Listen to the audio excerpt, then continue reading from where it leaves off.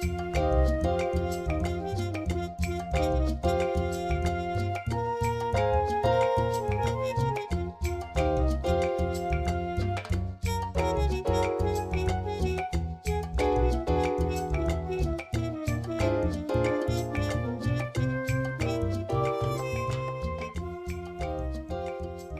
and welcome to episode 47 of Adult Music, the podcast with music for the mature mind.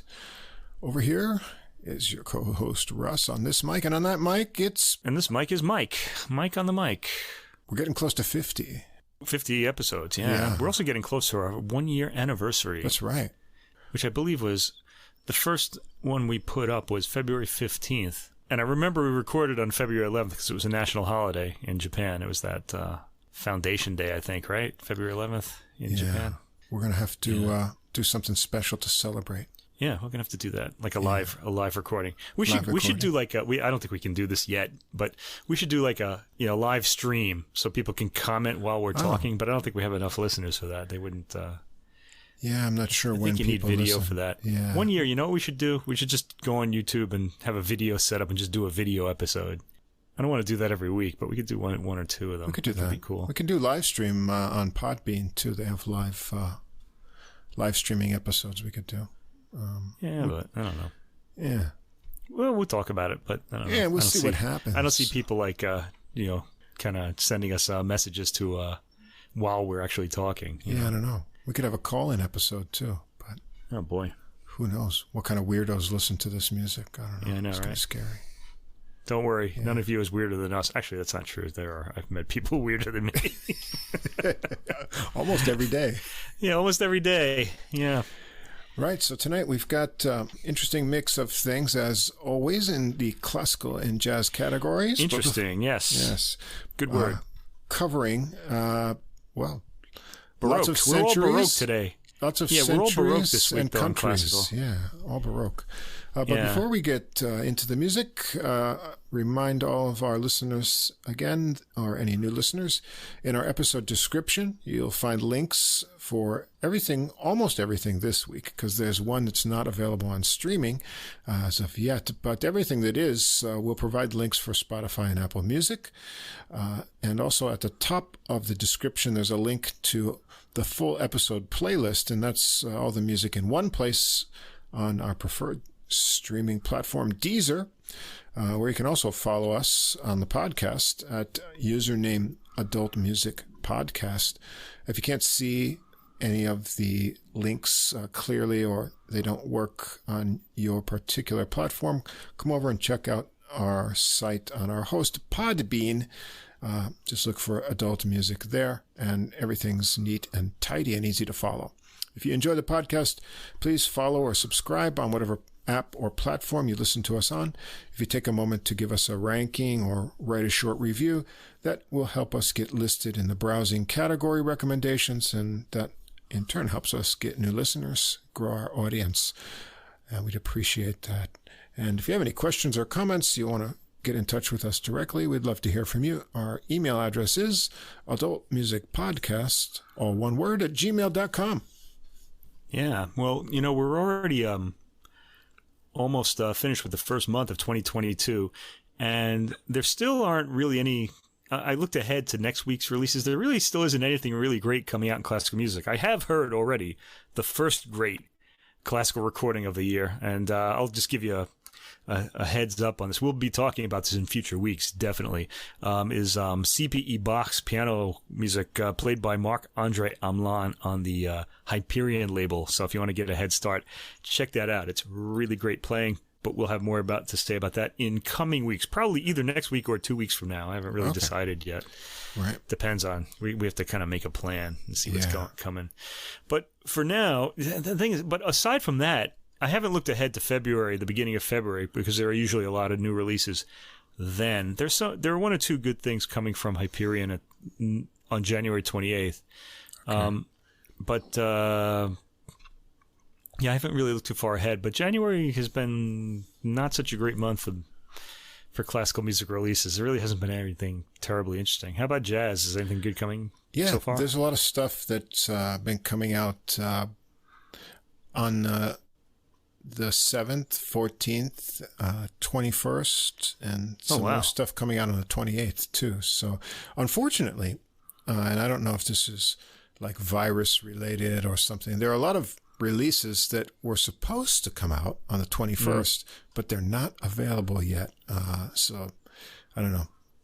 Some promises weren't delivered, which was making me angry this weekend as I was trying to check out some things on my list. But I still got some things from last year's fall, the closing months of last year. Yeah, I've still got a lot of those too. And in fact, today's episode is basically, I have such a backlog of Baroque recordings. I tend to get a lot of them because I like listening to Baroque music in the morning, even though I haven't been doing that lately because we've been so busy at work and stuff. Yeah. But so I have so many of these that we haven't talked about that are really, really either good or at least interesting, that I want to put them on. So I've chosen 3 Baroque recordings for this particular episode.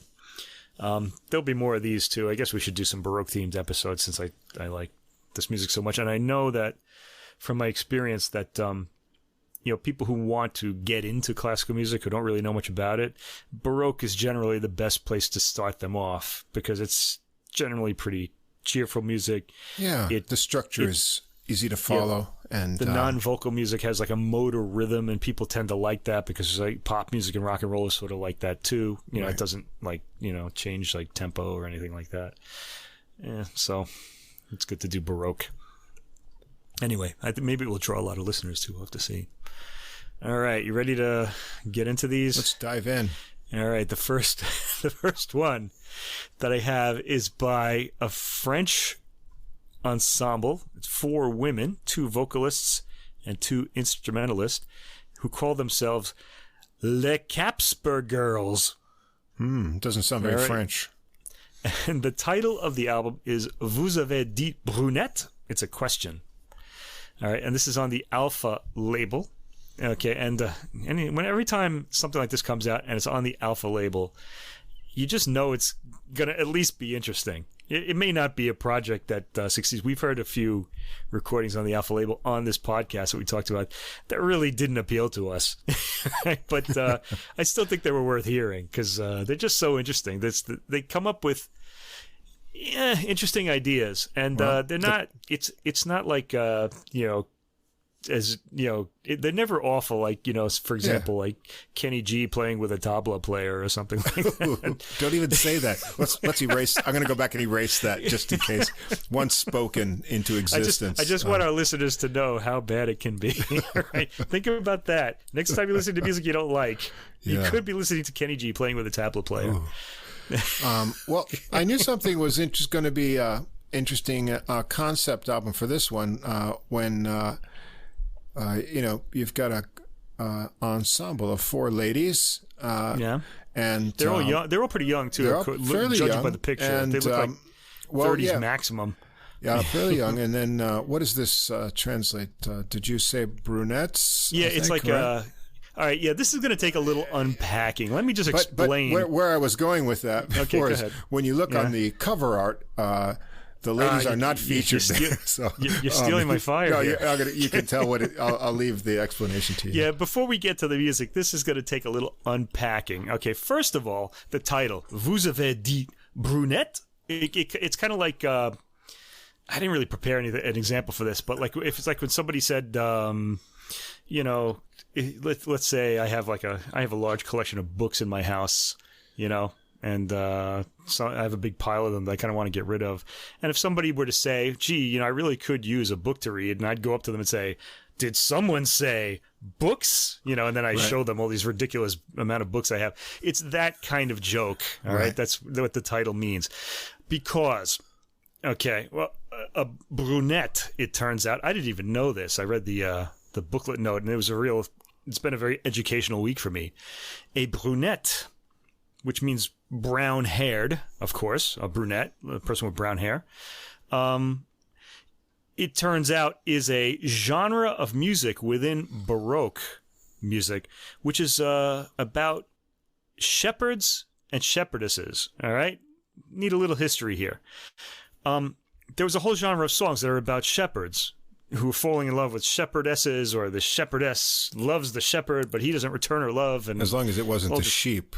Yeah, it wasn't. They never got into that. That's a 20th century development, I think, in music, or at least 19th century when they got into all these like extreme emotions in opera. I'm kind of.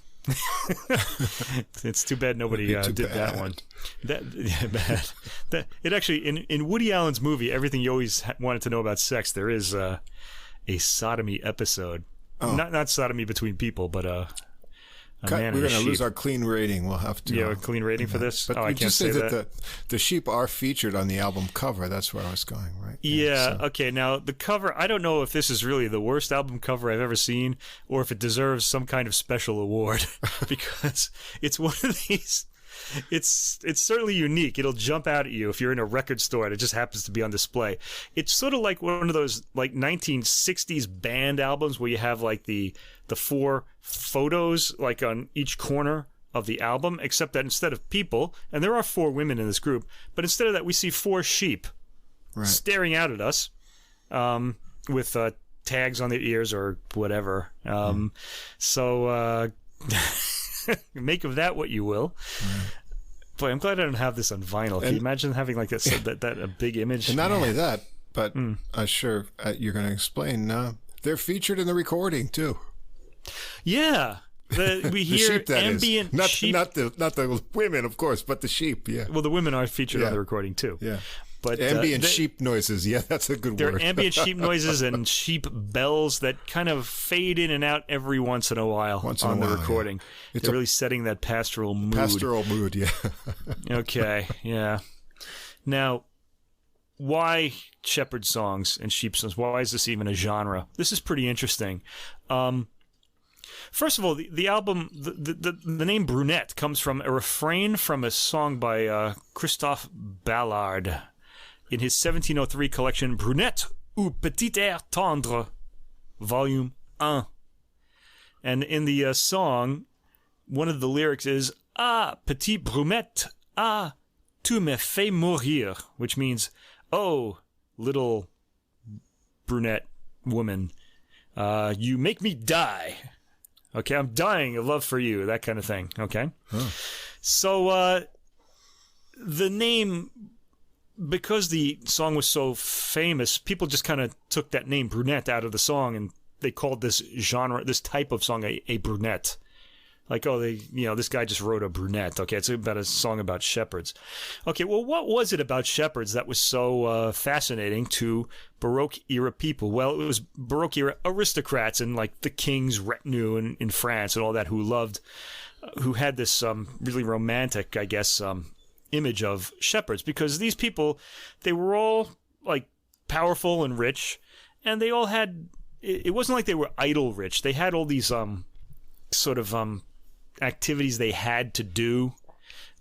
We hear about this sort of thing, for example, in the Japanese royal family. Like they're always having to like do these sort of social obligations, ceremonies, and all these things. And I think they get a little upset about that, I guess. And they kind of saw shepherds' lives as being carefree. They were just out in the mountains with nothing to do except watch sheep and flirt with the shepherd girls and vice versa.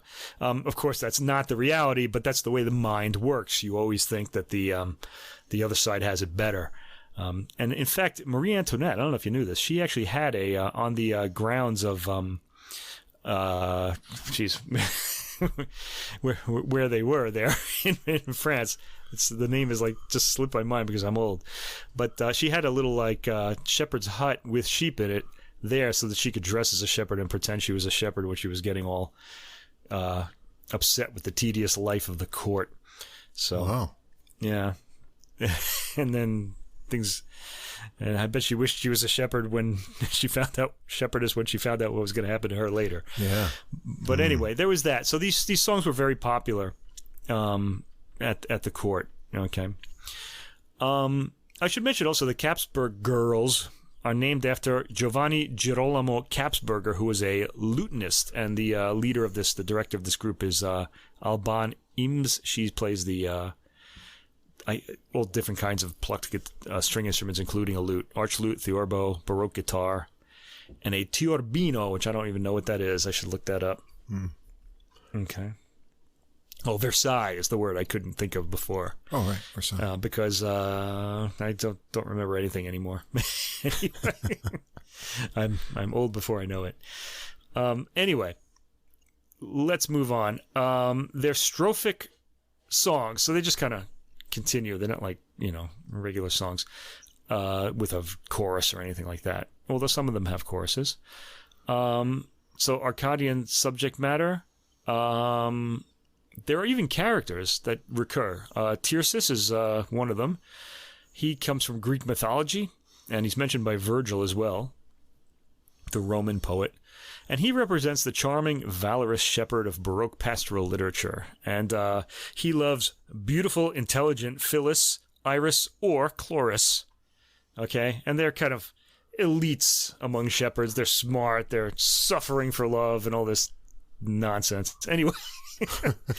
All right. And the Phyllis, Iris, and Chloris, they're all they're shepherdesses. They're also mythological nymphs. Things like that. Then there's Colin, who is Tircis's lower class equivalent. He's sometimes salacious, and he's sometimes naive. He's being hit on by these shepherd women, and, oh, what's happening here? Why is this what are these new feelings? That kind of thing, And he's at times, he has doubtful morals, and he's seduced by Nanette, Lisette, or Margot, who's also known as Margoton in some songs. All right, so that's your cast of characters in these songs. All right, so there it is. We've broken this down. Let's get to the music now. First, the thing we hear is sheep sounds. As soon as you put the albums in, they fade in. You hear the bells. Yep. You hear the sheep, and there you are out in the field, stepping in sheep dip. And people don't think about those things, And the whole sheep thing. Okay, and we start with Colin. The song is called Colin disait à sa bergère. Colin, the lower class shepherd, I guess, said to his shepherd woman, he's reprimanding her for being so brutal with him. Okay, the vocals are in a comic mode. Okay, they're kind of harsh, and there's a hard, shrill tone to them. Don't let that turn you off, because there's going to be proper singing later. This is more comic singing. The sound of the vocals is like the opposite of the Josquin recording we heard last week. They're right up front, maybe a little too up front, but they're very clear. And they're good voices, too. They're not, the technique is really good. So, you're going to hear every imperfection in the voice at this, with the presence of this recording, and they're just not there. They perform really well. Okay, we're going to go on to the second track, Sur cette charmante rive. This is from the shepherdess's point of view, and her name is Phyllis, so she's hitting on, I guess, Colin, but Tircis is mentioned in this song. Phyllis is thinking of a tryst with a shepherd, but not Tircis, because Tircis is too noble. The vocals soften in tone here. So we get some proper singing. You can hear the beauty of the voice here. Although, again, like I said, it's very close. And the third track, this is another brunette, Je ne veux plus aimer rien. Iris has upset the shepherd in the song, and he wants nothing to do with tenderness. He's running away. He's just going to hang out with his sheep. This one sounds very pastoral. The vocals are light and attractive. And for the second verse, which is composed by the ensemble, it's kind of a new verse, we go into a new rhythm, 3/4, and then back into 4/4 for the chorus. Kind of a nice little touch. All right, so basically all of these songs are going to be very similar, and a lot of variety is going to have to be introduced in the instrumentation and the vocals and the approach, and they do quite a good job of maintaining interest throughout this recording of what could be songs that all sound more or less the same. We go on. Do I want to go through all these? I don't know. There are a lot of they're very short, these songs, and similar in tone. We have track 4 is by a actual composer here. The first 3 tracks were anonymous. René Drouot du Bosset wrote this one, Dans ce beau vallon. And in this one, there's a shepherdess preoccupying the shepherd. It's a charming, pretty pastoral tune. Track 5, Jean-Marie Leclerc writes this track, which sounds a little tipsy and slightly teetering in the rhythm.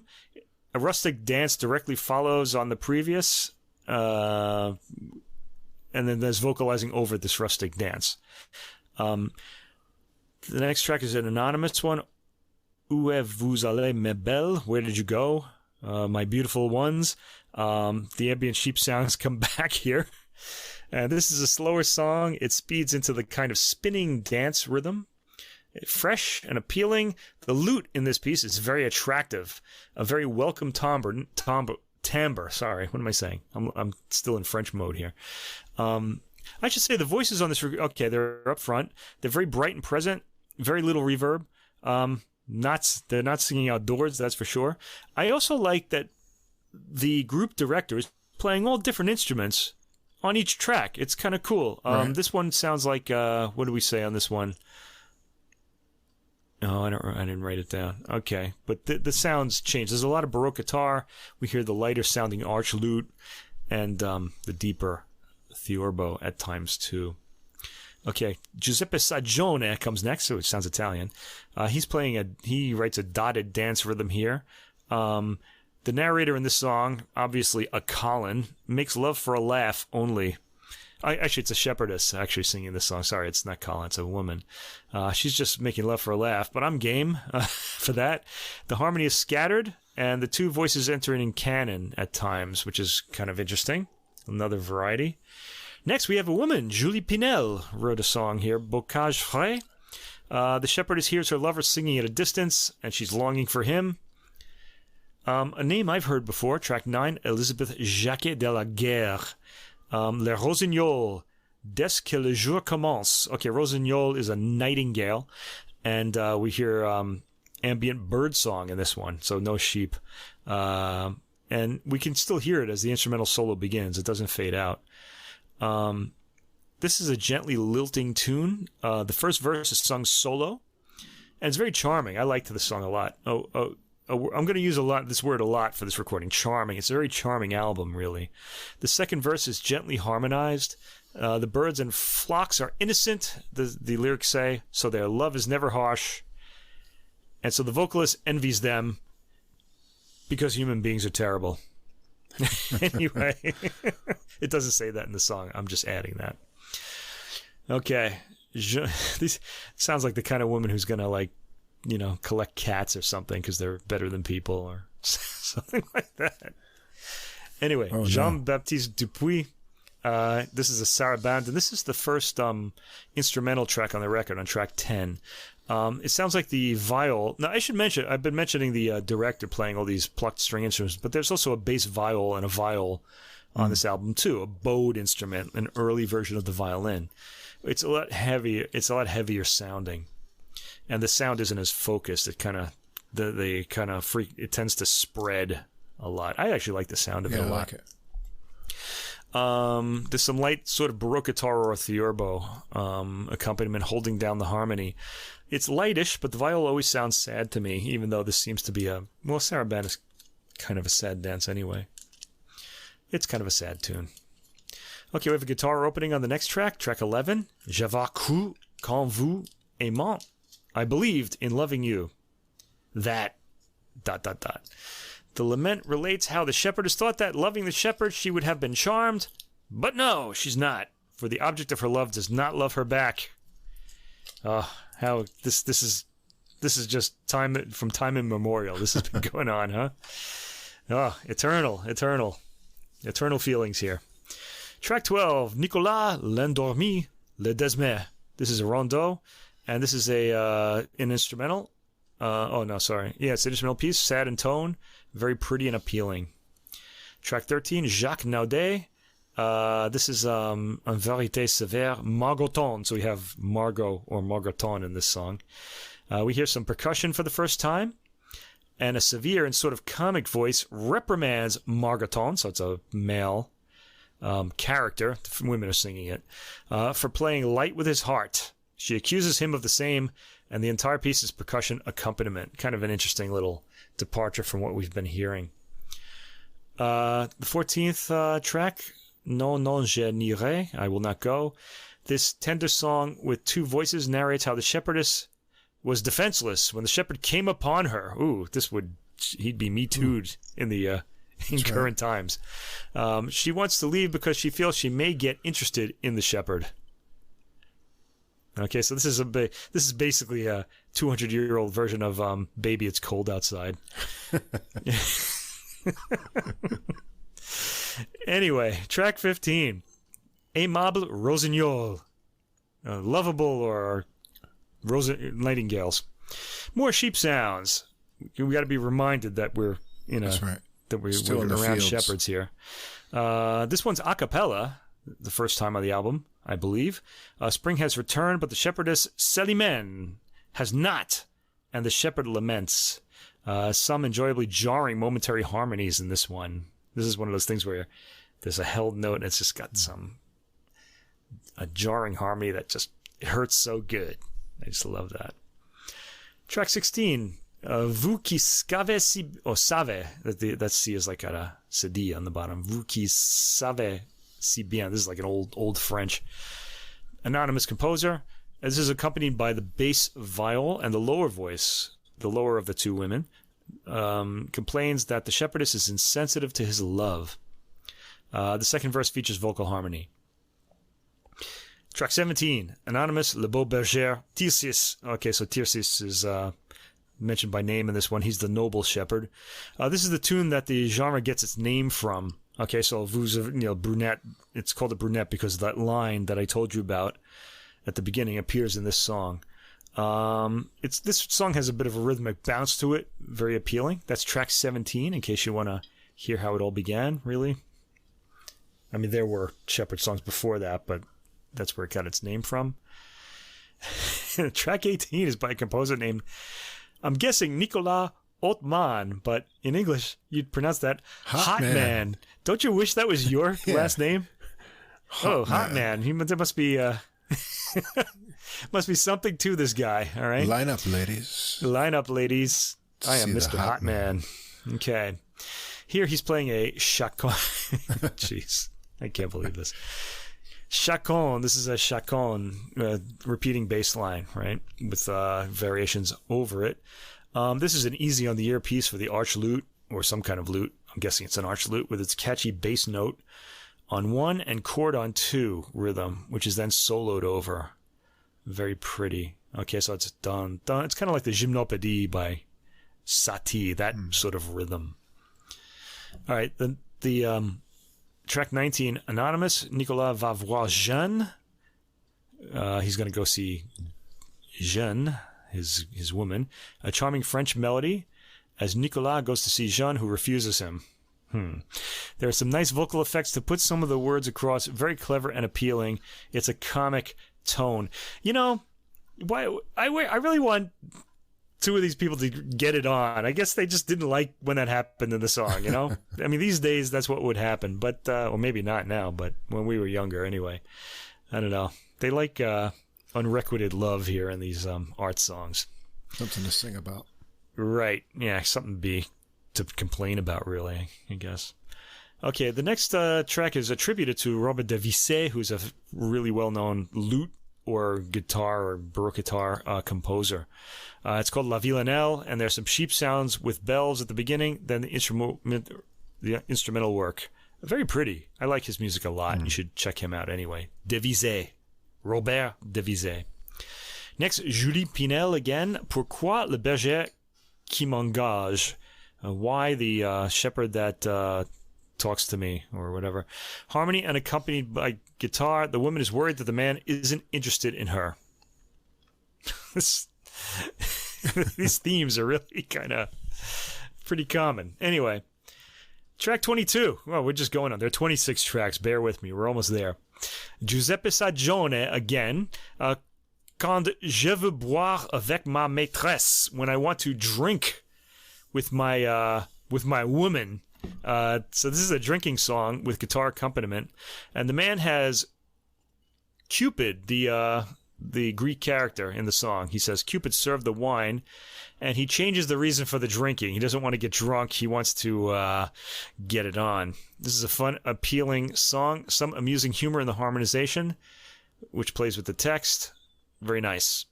Track 23, Anonymous, Je vous dis que je vous aime. Je vous aime. In this case, Tircis, the noble shepherd, is the singer, and the song is rather serious. He sings to Climene, asking who knows how best to love. Climene responds in kind. She doesn't know either. She constrains him, Tirsa says, and then she complains that she's saving herself for him, and he doesn't appreciate it. And it ends happily. They get together. They kind of work out their differences. And I guess make love nobly. I wonder what that would be like. Anyway, Anonymous. Contradance. This is an instrumental for the Baroque guitar. Beautifully played. Lively, dancey quality to this one. I like this one a lot. Track 25, Michel Lambert. Rocher, vous êtes sourd. Means rocks, you are deaf. What? Yeah.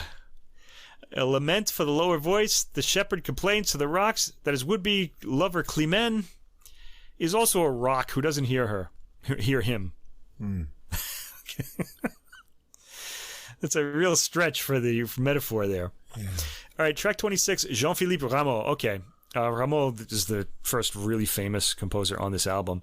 And this is called Avec du vin. It's a drinking song. The text is very brief. Drinking song is, with wine, let us go to sleep.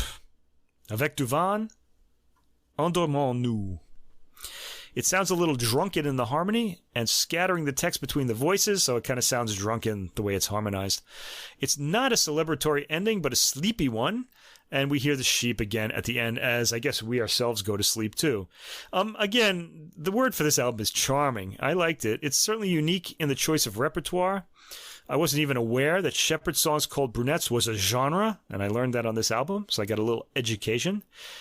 It's beautifully recorded, although I think the voices might be a little too far forward. It didn't bother me, though. They were nice sounding voices. There's a bit of humor and seriousness when required. Overall, this album is light and enjoyable, and it made me smile, certainly. I believe it can lighten one's spirits, so if you're feeling down, this might be a good listen for you.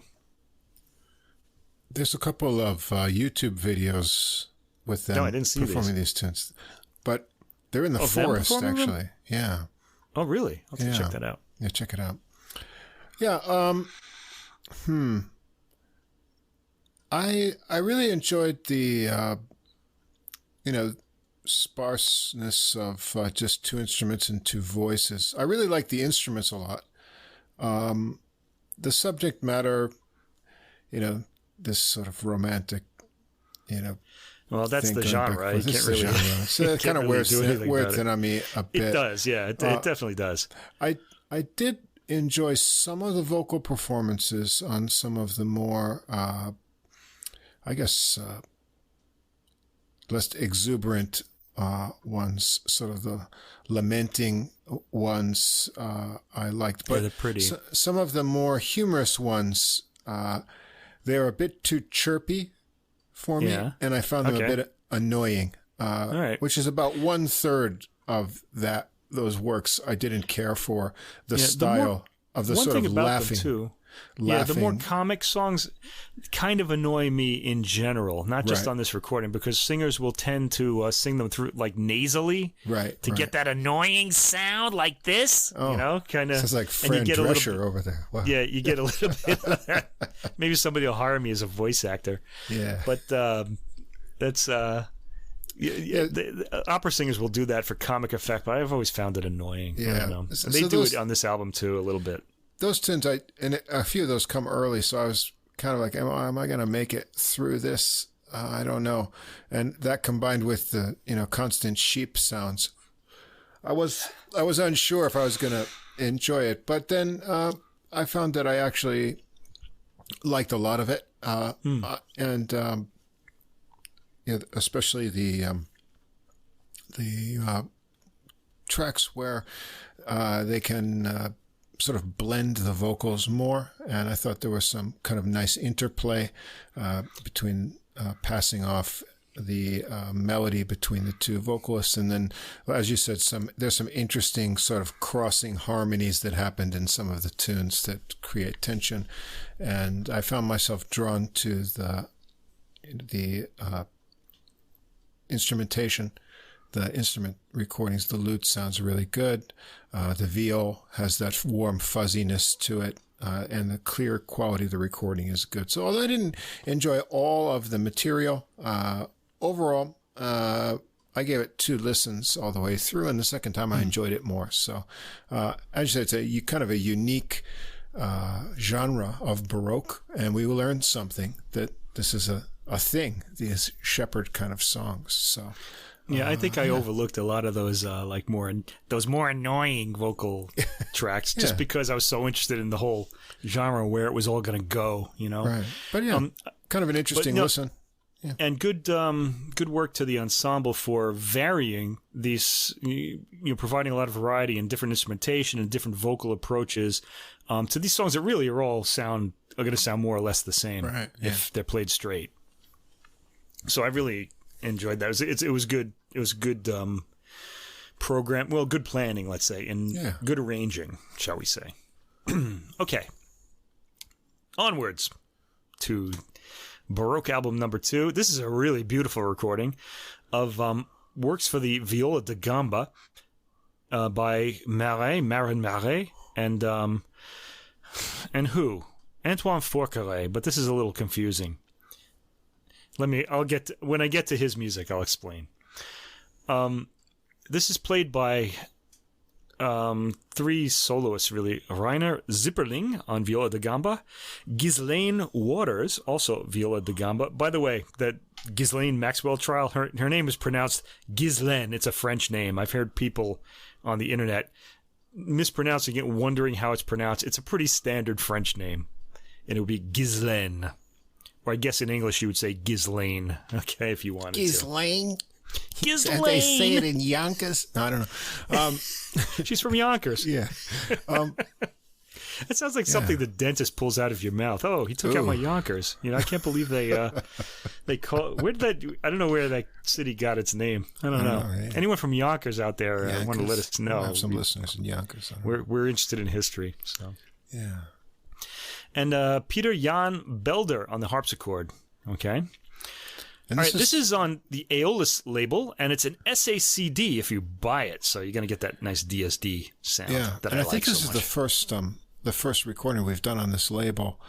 Yeah, it is. And so, despite searching everywhere, I could not find this available on any streaming service. So, any listeners looking for it, you won't find it on Apple, Spotify, or Deezer.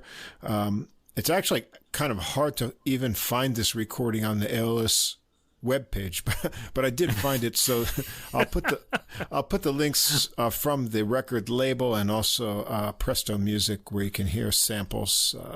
Right. It came out, I think, in September 2021, right, or October, around that time.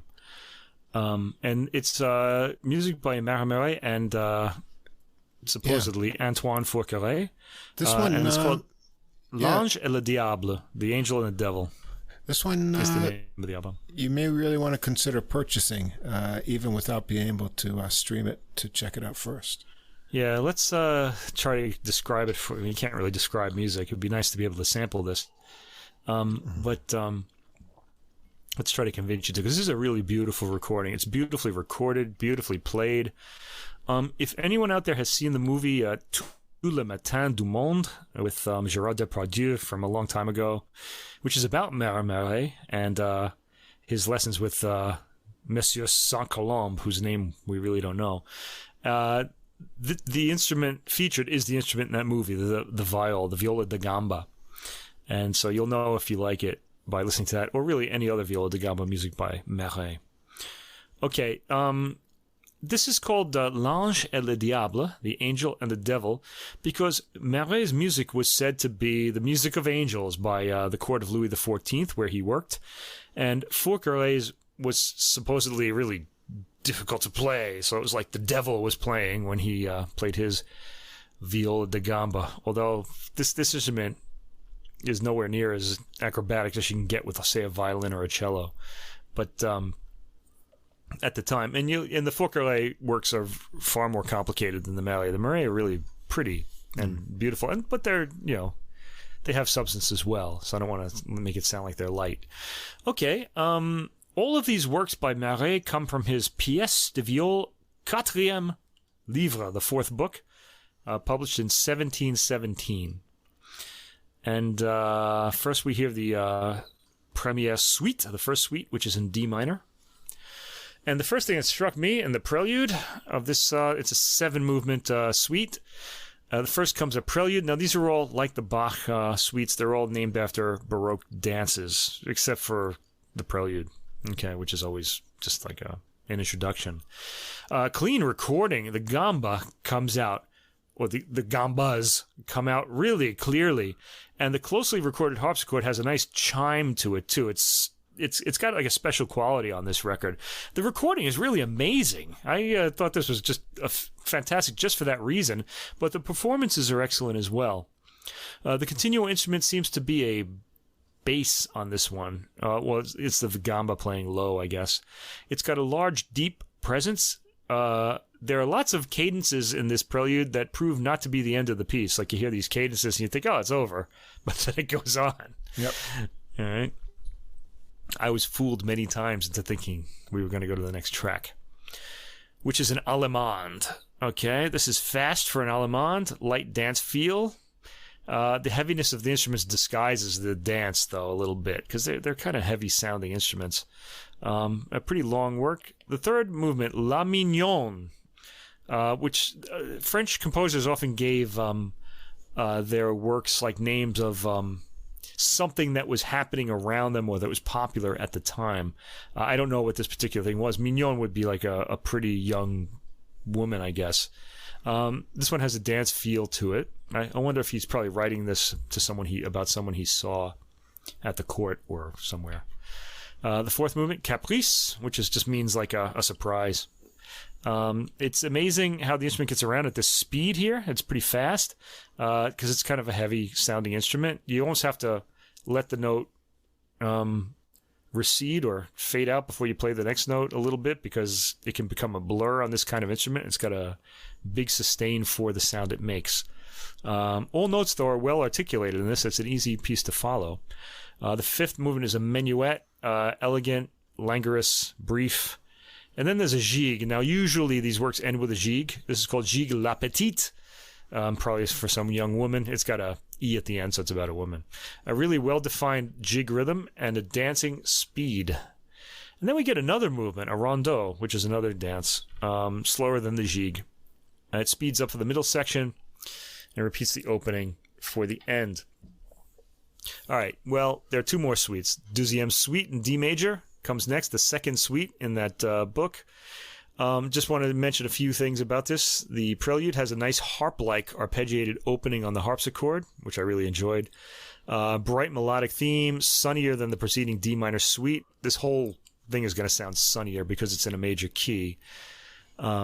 So it's got a lot of danciness to it. The allemande is called the Le Guignol, which is probably named after someone. It has a winding theme followed by a rising figure with a dotted rhythm. And then the 10th track is Allemande La Familière. And this sounds like a familiar allemande. It's very traditional sounding. It's a bit more formal. I like the way the bass registers, it goes into the bass register at the end of the exposition. This has an appealing melody and reaches up into the upper register of the instrument. The track 11 is called boutade, which I'm going to assume is a kind of dance. I've never heard this word before. The gamba plays fast figures in sections, which pauses in between, and launches into a long, fast phrase.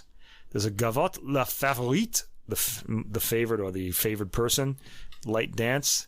La petite brûlante, he likes this petite woman here. This has a Siciliano rhythm. And then finally, rondeau la gracieux, the graceful one. Murray likes to end with the rondeau. This one's at mid-tempo. It's graceful, as the title suggests, and there's a pretty light approach at the end with long pauses between each note. Next, we get the sixième, the sixth suite in the book. This is in E minor, so another darker key. This one's a little more ponderous than the previous one, so we get almost like I guess you can call it a sun sandwich in this. We have two minor keys sandwiching a major key, which always sounds sunny to me, especially in Baroque music. Okay, this one gets a bit histrionic, actually, in the prelude. In the second section, the gamba cries out some isolated high notes. He has a fantasy movement, a lilting dotted rhythm. There's an allemande. Then comes a sarabande, a l'espagnol. The sarabande is originally a Spanish dance. In this one, they use a heavy attack on the downbeats. In spite of this, it's a flowing work. I'm kind of wondering if the Spanish sarabande was heavier sounding. Next is Gigue la Piquante. This skips along at a consistent dotted rhythm and has a very distinct downward direction, and it's pretty short as well. There's a gavotte, then a rondo paysan, which kind of would indicate that it's from the countryside, I guess. It sounds like it's in a hurry, peeking into corners as it scurries from note to note. 2 minuets follow, lilting dotted rhythm. The first one kind of sounds like it's rocking back and forth, kind of between 2 notes. And there's a more spacious melody in the second one. It goes to more places. Track 24, La Matelote, is kind of a sea shanty. Matelote will be a sailor. A sea shanty has a kind of feel to it, and a simple melody that sounds as old as the sea itself. It's kind of a nice folky melody. And the 25th track, La Biscayenne, which is aggressive. I don't know what a Biscayenne is. I guess a person from Biscay. Okay, a woman from Biscay with the E-N-N-E ending. Emphatic, the Bay of Biscay, right? Rhythm, I guess, played by the harpsichord as the gamba lays down the melodic statement. Okay, to separate the two composers, we have a work by Jacques Dufly called La Forquerie. This was originally a harpsichord work, but here it's been arranged by one of the gambists, Rainer Zipperling, for the viols and harpsichord. It's pretty slow, a transcription of a work for solo harpsichord. It's got quite a few different melodic ideas in it, and goes on for over 6 minutes. I guess it's either a set of variations or a rondo. I didn't really pick it up. Okay, now at the beginning I mentioned the next composer is Forquerie. Now it says it's Antoine Forquerie, the father, but his son published these works, Jean-Baptiste Forquerie. And it's not really clear whether Jean-Baptiste didn't compose a lot of these works himself, because he seems to have been the more adventurous composer. So I feel like, I guess they're credited to Antoine, so the CD labels them as being by Antoine, but the booklet note explains that some of them may be by Jean-Baptiste. These all have names. This is not a suite. They're sort of individual works, and they're far more demanding as far as technically than the Marais works are. There's a lot of double stopping in these, and you can imagine on an instrument like this, that would be kind of hard to achieve a good sound. Actually, this is a suite. I'm sorry. It's called the 5th suite in C minor, but all of these movements have names. The first one is La Rameau, which I'm guessing is a tribute to the great composer Jean-Philippe Rameau. This has a dramatic opening with some kind of melodic material playing high up in the gamba. There's some serious double stopping in this piece, like I mentioned. Surprising for this instrument and very adventurous. The tempo is slow. Rhythmic patterns subtly change between different iterations of the thematic material. Next comes La Guignone. I don't know what that is. Pretty lively rhythm and bouncy in the middle. Double stopping here. Sounds tricky. Next, La Léon. Could be a guy named Leon, or could be a lion. This is a sarabande. Slow. It's got a ponderous quality to the opening. And I like the ponderous low bass note at the end of the melodic phrases. It's kind of like a nice little period at the end. Next, La Boisson, which I guess is a drink. Up and down figures on the melody. This has an emphatic 6/8 rhythm with accents on 1 and 4. Double stops again. Forquerie really wants to challenge the gambist, as we can hear in this piece. Some of the double stop notes get high up on the neck. Next, La Montigny. Lighter touch here. The harpsichord chimily drives the lightly chugging rhythm as the gamba plays the melodic material. He has a light touch here, and this grows in energy as it goes, and the gamba reaches for the higher registers, and the opening theme repeats at the end. Maybe it's a set of variations. 32, La Silva, track 32. La Silva, the woods, I guess. Slow, tender, light texture, the gamba setting the rhythm, and the harpsichord filling in the harmony. Lots of double stopping. And then we end with Jupiter, which is Jupiter, the Roman god. the king of the gods. Rising and falling melody, the melodic figures circle either up or down to their origin. The gamba is pretty busy in this piece, and it really flies in the middle section and plays some complicated double stops as well. That's the whole album, and it's a beautiful, enjoyable listen from beginning to end, relaxing. You can pay attention to it and get a lot of satisfaction out of it, or it'll sit in the background happily too, if you wish, while you're doing something else. Beautifully recorded, and that's really it's the music, but it's also the beautiful recording that's selling this for me. This is a real find, I thought. Yeah, this is a lovely recording. Now, if you like other Baroque music, if you're listening to, how can I say, this is something different than listening to Vivaldi or Bach music that has a lot more motion and sort of cleanness to the lines. Right.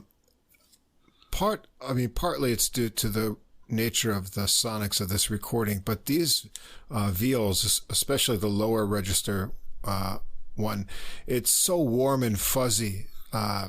It's a deep string sound that doesn't have kind of defined edge to it, so it sort of envelops you like a large fuzzy bathrobe. That's how I felt when I was listening to it. Yeah, I felt like I was wearing I was putting on a Cookie Monster suit or something, and I was all fuzzy.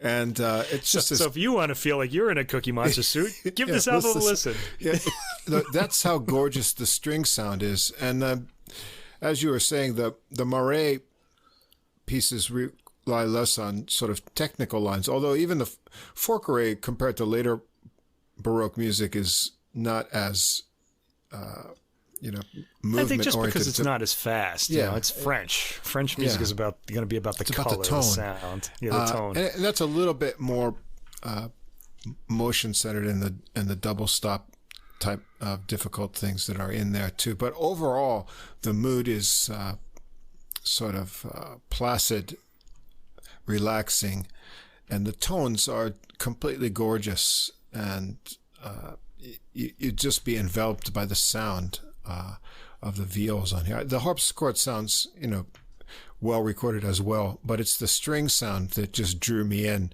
and made me want to keep listening to this for that the French music, as we've said, always goes for getting the best highlights of timbre of the instruments, and this is just a sort of feast of the beauty of the viol, and I just really love the gorgeous sound of this. It's a kind of special recording. I just wish it was on a streaming platform so listeners could get a listen to it. But you're gonna have to buy this one, unfortunately, but it's worth it if it sounds. If you're interested in viol music, I would say don't even hesitate. Yeah, the sonics are beautiful.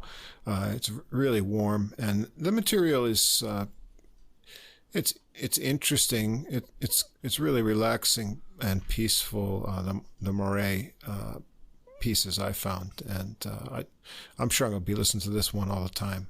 Really liked it. Yeah, I also want to mention this is on an SACD, but that doesn't mean that it won't play on a CD player. SACDs have layers too. Yeah, it's got a CD layer. It'll play on your CD player if you have that, and you can always rip it to your computer too and play it on your device. At least on in the world of classical music, usually with the SACDs that are still being made, it means that most of them were originally recorded with DSD. Not converted, from some older analog recording or PCM to DSD, which sort of nullifies any of the possible benefits of DSD. And so what it means is you're at least getting the same mastering on both levels, which you often aren't on some sort of re-releases of older material and like that. Right. And if they're going to go through the problem of getting the equipment to record on DSD, you can usually be assured that all the other quality things required to get a nice recording have been checked very carefully by the engineers. And I haven't heard the SACD layer yet because you let me listen to the CD files I gave on you this like a one. CD file. But just the CD, the regular IFF files are really gorgeous. So I'll be interested to compare it to the SACD layer and see if I can notice any differences. But I think whatever format you listen to it, just the recording quality and the mastering of this is gorgeous. So I'll certainly be sending that your way soon. Yeah. So put on your bathrobe and your fuzzy slippers if you don't have a Cookie Monster suit, and do what I do. Just get your waterproof Bluetooth speaker, bring it into the bath with you, light a few candles. I don't actually do that because I live in a wooden house, but I don't. And just relax in the bath with this. You're giving me some images I don't want to imagine. You with your rubber ducky and candles. Me with my rubber ducky and headset. candles and viola da gamba music playing in the dark, the candlelit dark. Oh my god. Oh my. Oh. Let's move on. I don't want to think about that anymore. Yeah, you don't want to think about that anymore. Okay, well, Russ mentioned lines. And speaking of clean lines and beautiful things, we have Bach, the last one. Now this is Jakob Lindberg, a Swedish lutenist, and I've been interested in his recordings. He puts out some pretty interesting programs of lute music, so I was kind of interested in this when I saw it. It's all Bach on the Rauwolf lute, which is an instrument was made in 1590. It's an original instrument that Lindberg owns. And it's been restored a bit. Inevitably, the fretboard would have to be, fixed by now. But he plays transcriptions of a lot of Bach works on this. This is on the Beast label, and it's also an SACD, if you have the equipment for that. It's I was listening to this. I have like 5 channels that I can do, and I was listening to this on the 5 channels, and it's kind of weird to hear such a tiny, it's quiet instrument, with all that space. It's kind of like hearing it, I guess, in a concert hall. It's really only taking up the front channels. The back is just ambient. It's really just room noise. I guess it gives it a little more space to breathe in. But we were talking about this a bit. I mean, for a lute, this lute does have a very interesting and rich tone to it. And I imagine that's why it's been kept through these centuries, because it has that special tonal quality. However, it is a lute, which doesn't have a great sustain. And if you look at the program, which Mike will go through in a minute, we've got pieces for violin and, of course, the famous cello suite, which everyone knows, and we're used to hearing these great, cello bowing, which can just sustain forever, really. For infinity. And now you've got a little kind of until the cellist's arm gets tired. I wouldn't say infinity, maybe. And to tackle those pieces with a lute, although I have heard them played on guitar before. So one, as we said, the tempos are somewhat adjusted, but as are the keys, by the way. Yeah. The sonics of the recording really do get the most sustain out of the lute as possible. It's sort of I don't want to say it's a real reverb, but the sound hangs in the air, and I would imagine in surround you can sense that even more, and that helps sort of create the the illusion of enough sustain to go through, if you're familiar with these works in their traditional bowed performances. But I found them, in this adaptation to be kind of pleasing and a different way to hear the melodies. Yeah. So. But they're very different. They have a completely different character than they have on their original instruments. Now, one of the interesting things about Bach is that his music does lend itself to this sort of adaptation, and it really sounds like, the melodies and the harmonies are all familiar, but it sounds like different music nevertheless. When it's played on different instruments. It's almost like a magic trick in a way. You're hearing like a different quality being brought out of all of this music. And it is a beautiful recording. I just want to say that right up front. Really beautiful. So good work to the engineer there. I should write the engineers' names down and credit them when they do a good job. Those guys make the difference. Yeah, they're like the offensive linemen in American football. They don't get any credit, but they do a lot of the work. You know? Anyway, yeah, I'll look him up. Say, I have the disc here. I'll look it up in a moment. I would say if we start crediting these people both in classical and jazz, because there is some crossover, you're going to find a lot of Japanese masters of the recording and mastering process whose names pop up on lots of recordings. If you start to recognize them, you'll see the men responsible for taking those performances and making them sound really nice in your headphones or your living room. Yeah, they deserve credit because they make the decisions that bring this gorgeous sound to us. So, yeah, we should start including some people in there.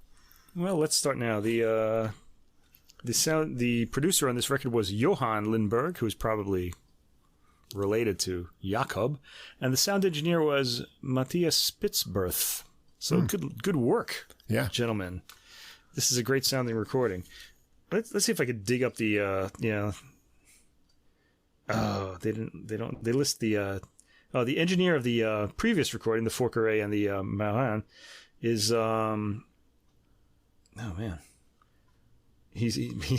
boy, producer, engineer, editor, Ulrich Lorschneider on the Marin and Forqueray record. So he's a miracle worker, that guy. Yeah. he's did a lot of work on that album, and really great. Okay. So on this one, the Bach, one more time, we have Matthias Spitzberth is the sound engineer and Johann Lindberg, the producer. So I imagine they work together to get the sound. So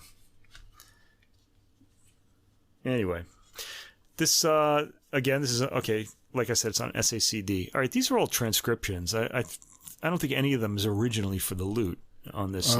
There's one, isn't there? I'm not sure. The last, maybe the large. No. Let's see. The Lute Suite in number 4 in E major, I think. Well, okay, that's number 4. Wait, where is that? In F major. After the cello. This one. No, this is. It's originally, this is the violin partita number 3, but the thing about this one, it was arranged by Bach himself for the lute. That's why it's not mentioned. I thought isn't there a Lute Suite number 4? There are, but he doesn't play any of them on this album. No, on this album, I thought. Well, there's after the cello suite. There's the F major one, which is an arrangement of the violin partita number 3 that Bach himself made. And then the sonata in G minor is arranged by Lindberg of sonata number 1 for solo violin. Right. So these are all transcriptions of the violin or cello works. The very first track, let's just go through these. The very first track is Prelude in D minor, and this is a harpsichord work or a keyboard work that everybody has played who has ever learned to play the piano. I certainly did. Very famous work. It's from Anna Magdalena's notebook, I think, but I'm not sure on that. Anna Magdalena's notebook is a pretty interesting thing in of itself. It's kind of like you know how you have photo albums of your family like through the years. This is their version of the photo album. They just had these musical pieces that either they liked or some of them wrote, or it was said to be for Bach's wife Anna Magdalena's musical education, but it might have just been a collection of things that the family liked. I kind of like that idea of having like your family's favorite musical works in the a sonic album in a book somewhere, you know. All right. The sound quality, I said of this one, is amazingly clear. You can hear the quality of the instrument. Good energy and momentum on this particular performance. It draws the ear. I was hooked. I was drawn in. All right. The next work, the Fugue in C major. This is from Sonata number 3 for solo violin. It's a long work. It comes in 11 minutes for Fugue. It reminds me, it is something from the violin sonatas. These multi-voiced work for lute are exceptionally hard to play. You have to keep that in mind because they're not written for the lute, and they're different melodies being played at the same time. It's a real trick to be able to kind of work that out because you're playing it all, fingering it all with one hand, as you are on the violin too. But it's a little different. I think it's more filled in on the lute. On the piano, at least, you have 2 hands to be able to play all these different voices. Lindberg makes all of the voices pieces clearly distinguishable from each other. He's fingering them all with one hand. There's some impressive 16th note drops, 16th note like sort of drop-ins in this, like leading from one note to the other. It's a gorgeous work in this form. It's more soothing and comfortable than its violin version. I found myself luxuriating in this as though I were in a bubble bath with candles listening to Fork. No. Okay, no. We're back with the rubber ducky again. There we go. I don't take bubble baths. Although it sounds like an enjoyable thing to do. I don't know. Could be, yeah. Anyway, yeah, I liked this work. This was a nice arrangement of it. It's a lot, yeah, more soothing than the violin version, which is a bit more dramatic and adventurous. That's generally the rule. The lute kind of softens everything. It takes the edge off of what you hear on the cello and on the violin. It's a quiet instrument. Yeah, I mean, you can get variations with the bowing on a violin or cello to get an edge on things, but with the lute, it never really has what I would call an edge. You can get different types of articulation and a more kind of pizzicato type of thing, but generally you have that more evenness of tone, regardless of what your articulation is, and it sort of smooths things out overall. Next is Largo in F major. This is also from Sonata Number 3 for solo violin. Very pretty in this version. The harmonies sound like they're filled out to me. Or on the violin, you need to sort of break up the harmony because you can't play all four strings at the same time, so they kind of get arpeggiated. But on the lute, there's no such problem. You just kind of play them all at the same time like you would on a piano. All right, next we get into the full suites. The first one is Suite in C major. Now, this was from the Cello Suite Number 1, which is in G major, so this is transposed by Lindberg, so it will fit more comfortably on the lute. So it has a different sort of color to it as well as timbre. It's a tonal different frequency to it, I guess. All right, this prelude, the very famous opening prelude of the Cello Suite Number 1, sounds a lot easier on the lute than it does on the cello. It's all these arpeggiated chords. It doesn't have the darkness of the cello in this. It's bright and comfortable, and sounds kind of cheerful here. It's a complete change of character. Next, we have an Allemande. That's a dance. This sits comfortably on the lute, and I think Lindberg is, again, I said, filling out some of the harmony occasionally on the bass notes. It makes the piece sound more solid. Nice warm harmony on the phrases as the piece goes on. Warm is a good word for this. It kind of loses a lot of its dramatic quality, but gains something else in, it's a trade. There's a trade-off sort of to play it on this instrument. Next comes a courante. This is played with a bit of a hop to the rhythm. It sounds cheerful and calm. And let's see. Next we have the sarabande, always like a centerpiece for me. It's always a slow dance. This one, again, smoothly shaped here. And I think he keeps the harmony as Bach notated it here. 8th track, Menuet 1 and 2, very pretty, with beautifully shaped phrases. Played a bit fast. It's normally not played this fast on the cello. Menuet 2 has a downward winding melody, and it's also pretty fast. Then there's a gigue, which has a gentle rhythm for a gigue. But there's the gigue profiles there. It just sounds lovely here. Tracks 10 to 15 are Suite in F major, BWV 1006A. This is originally in E major, and it comes from its violin partita number 3, but it's Bach's arrangement in this case. He arranged it for the lute. Okay. This prelude, it's an F major. It has a sunny opening. As with the original violin work, it sounds chipper, I guess, and cheerful would be the words I'd use here. Everything blends nicely on the lute, though. Fantastic work on the figuration towards the end. Cheerful all the way through. Now remember, in the am I talking about the right thing here? Oh, this is the partita. No, okay, never mind. This is sonata before this. Next comes a lourd, which is a kind of dance, a light tone. He plays high up on the neck, and there are some tricky trills in the melody. He gives a sensitive performance of this work. The next track is a gavotte and rondeau. this is a very famous work. Dun, dun, dun, dun, dun, dun, dun, dun. Everybody knows this. Very cheerful. It comes across here much as it does in the violin, only gentler. Minuet 1 and 2 has a quickish, bright melody, and I like the lightness the lute brings to this particular work. The middle section has a muted sound and feel. It's like he's kind of got the heel of his hand on the bridge or something, and he's kind of muting the tone. Next, we have a bourrée. The rhythm is heavily accented, and it flows nicely and smoothly. And then there's a gigue, which is a jig, a nice lilt to this very un-gigue-like gigue. It's got the 3/4 rhythm that a gigue has, but sounds more flowing than a gigue normally does. A gigue kind of sounds like it's somebody's kind of kicking in the air. But this doesn't really sound like that. The melody comes across as exceptionally pretty on the lute, which it does not. I mean, it's nice on the violin, but it's pretty isn't a word I'd use for it in the violin thing.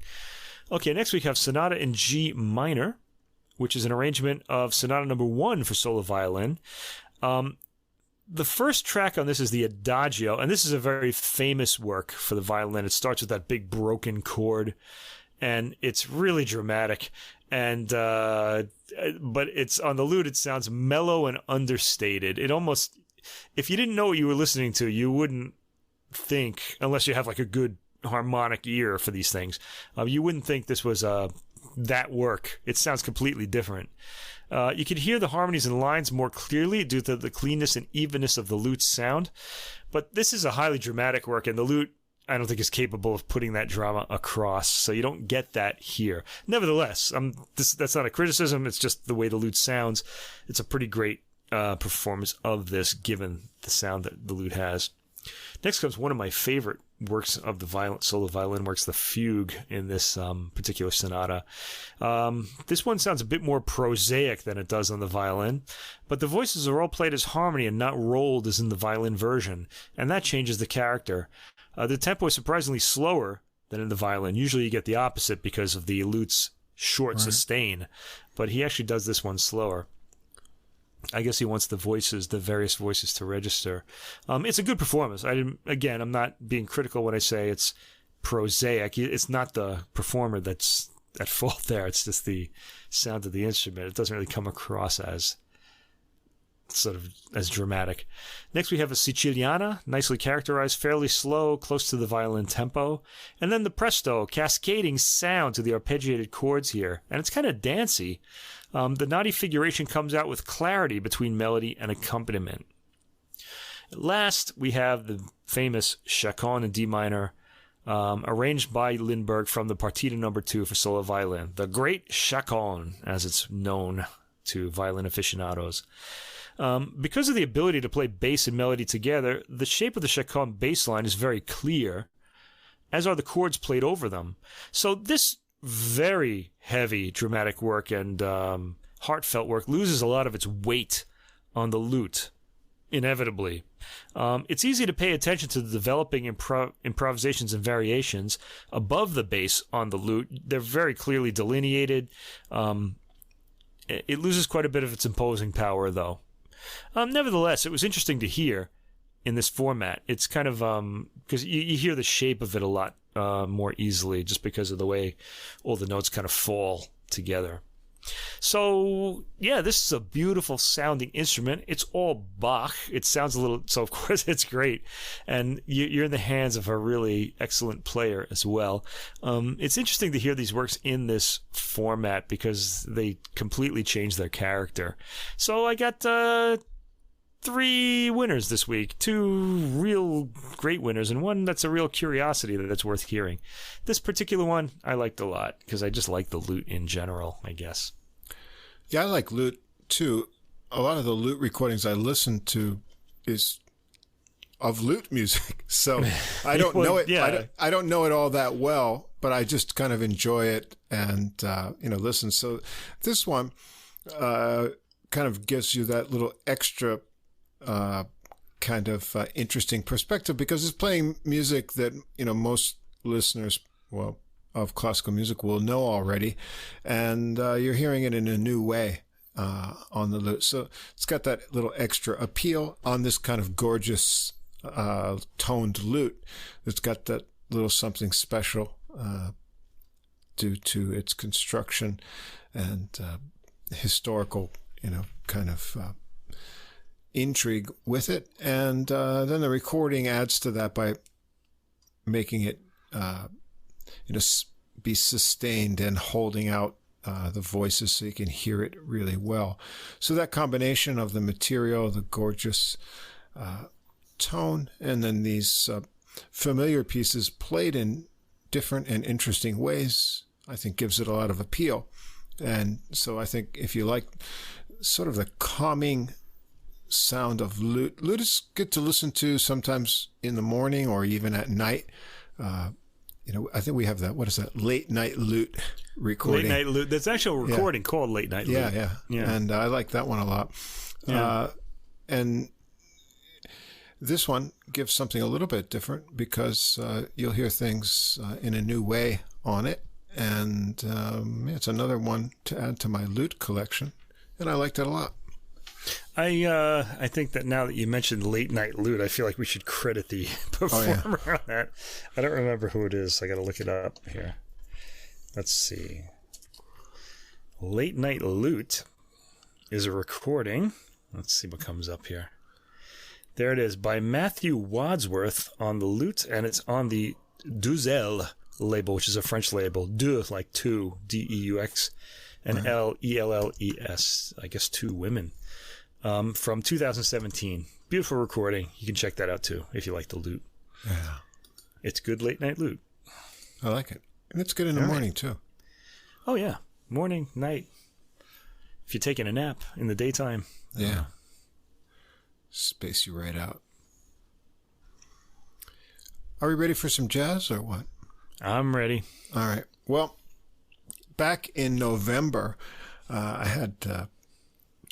All this music baroque my brain. It baroque your brain. So time to put it back together again. And back in November we had... now you're going to make me a bass head. Is that what you're saying? Yeah, bass head. We had an album called Basses Loaded, and sort of completely unplanned, but this is going to be Basses Reloaded here. Just clearing out my list of recordings from last year. I had a lot of things on That's basically what this program is on the Baroque too. Yeah. And by chance, and these were all by musicians that I was not familiar with, and when I listened to them, it's sort of weeding out, things that would have to go unmentioned on the podcast or things that would be good enough to bring on here. These all passed the muster, so to speak, and I said, I should really check these out. And they all happen to be albums led by bass players, which doesn't always happen, but we seem to have got a lot of them last year that were really good recordings. And so I said, well, let's take these three as a group, as bass leaders, and let's get them out there. And we've got an interesting combination of nationalities.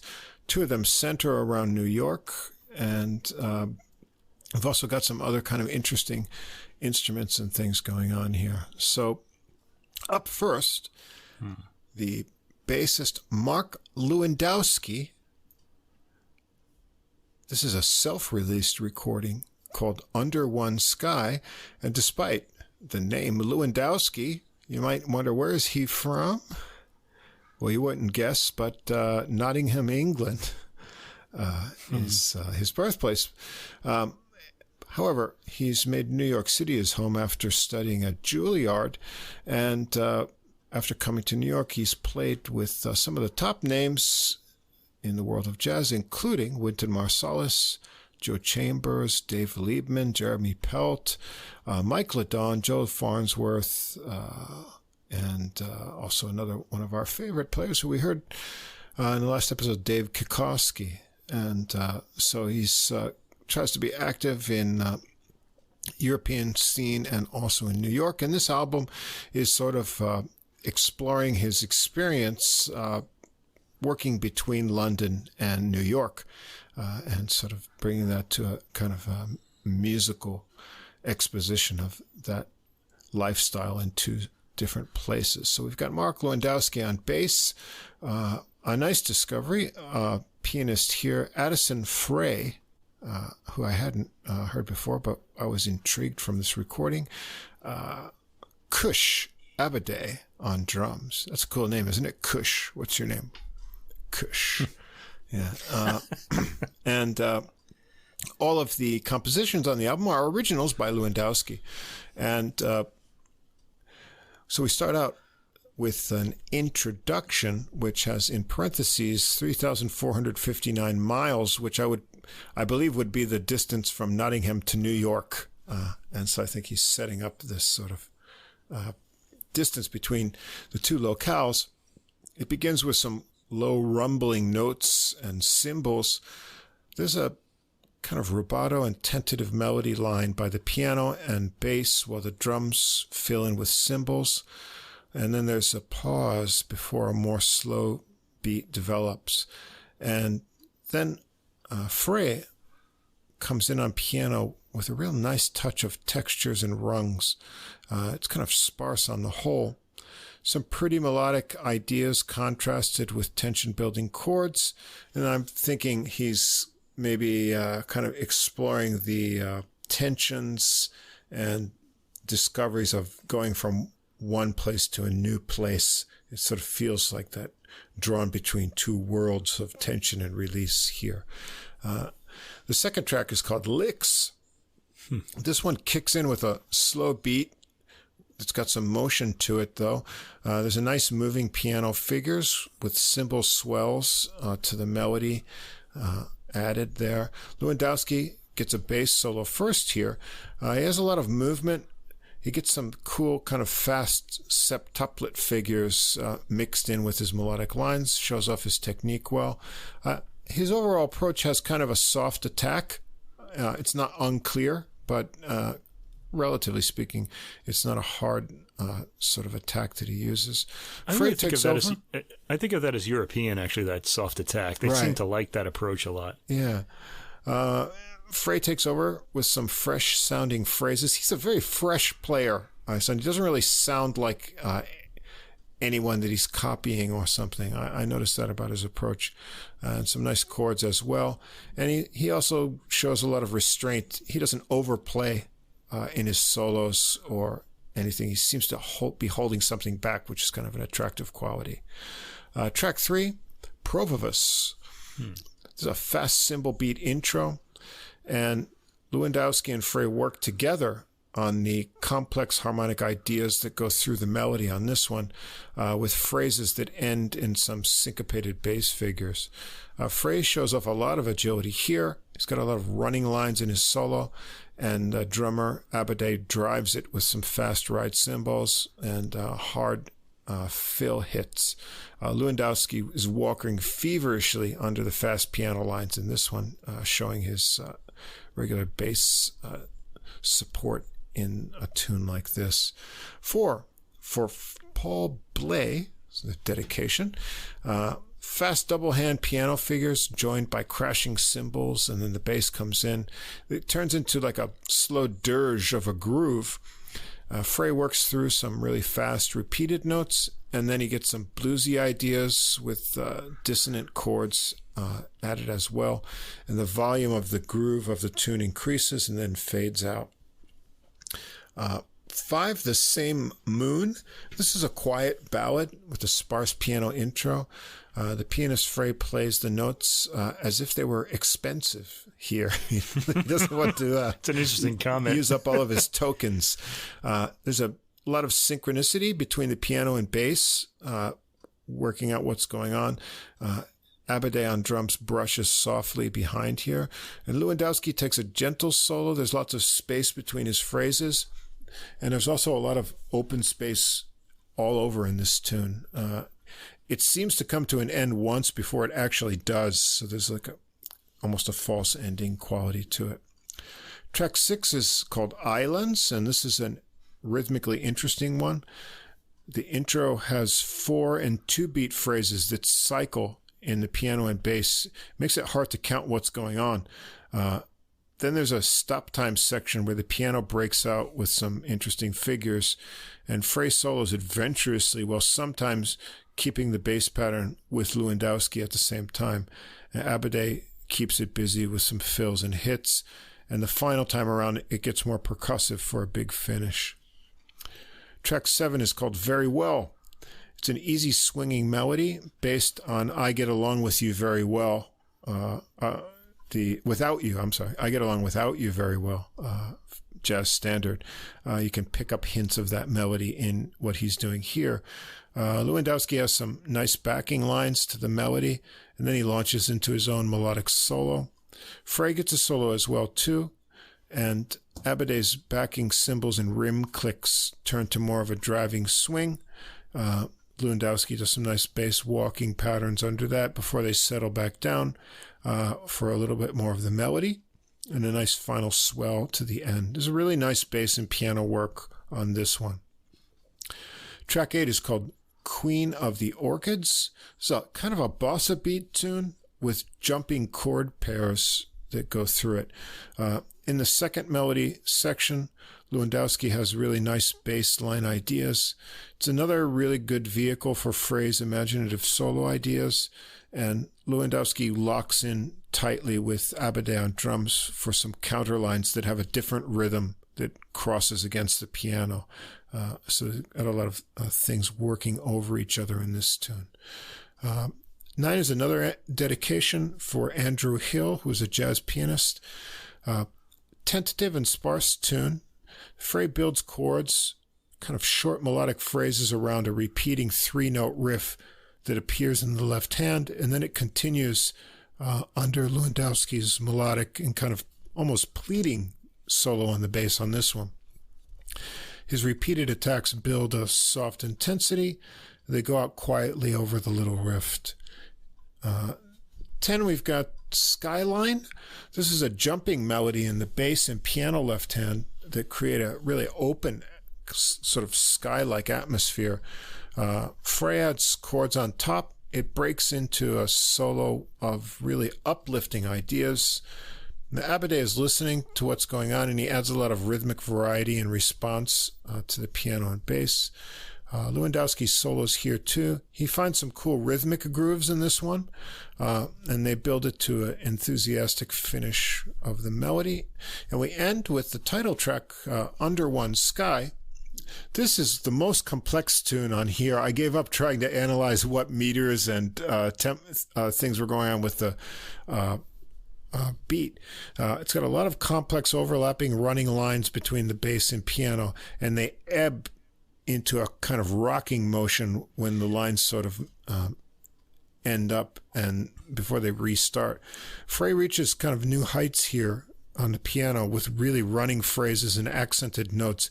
He builds it to a chiming climax of single notes and chords. When it finally comes down, it gets back to that kind of rocking feeling and it sort of ebbs out and fades away on that rhythm. So it fades. Yeah, I thought this was a very fresh sounding recording of original compositions. There's really great interplay between the trio here. Lewandowski has a nice bass sound. The tone is really nice, and I was really impressed by the pianist Frey. He's got great touch and kind of an original, fresh sound on his solos and things. So I thought this was an interesting recording. Interesting. I think that's a good word for it. I rather mysteriously didn't write any summing up at the end of I wrote notes for every track, and then I didn't write a summing up at the end, which kind of would mean that I didn't know what to say about it. I liked it, I guess, but I don't think it really made a big impression on me. The playing is excellent. It's all it's all original material. The whole sound of it is good. I think it just kind of left me sort of with a lukewarm feeling. I liked it, but I didn't love it, and I don't want that to be like a criticism either, because I think people should hear it and listen. I think it's a good record. Well, it's one of the things, if you record a tune with no standards and no covers of other jazz greats, you get your own original material completely. And it's instrumental too, so it's not you're asking more of the listener. There's nothing to grab onto of familiarity. It's completely fresh. And so there is that aspect to it.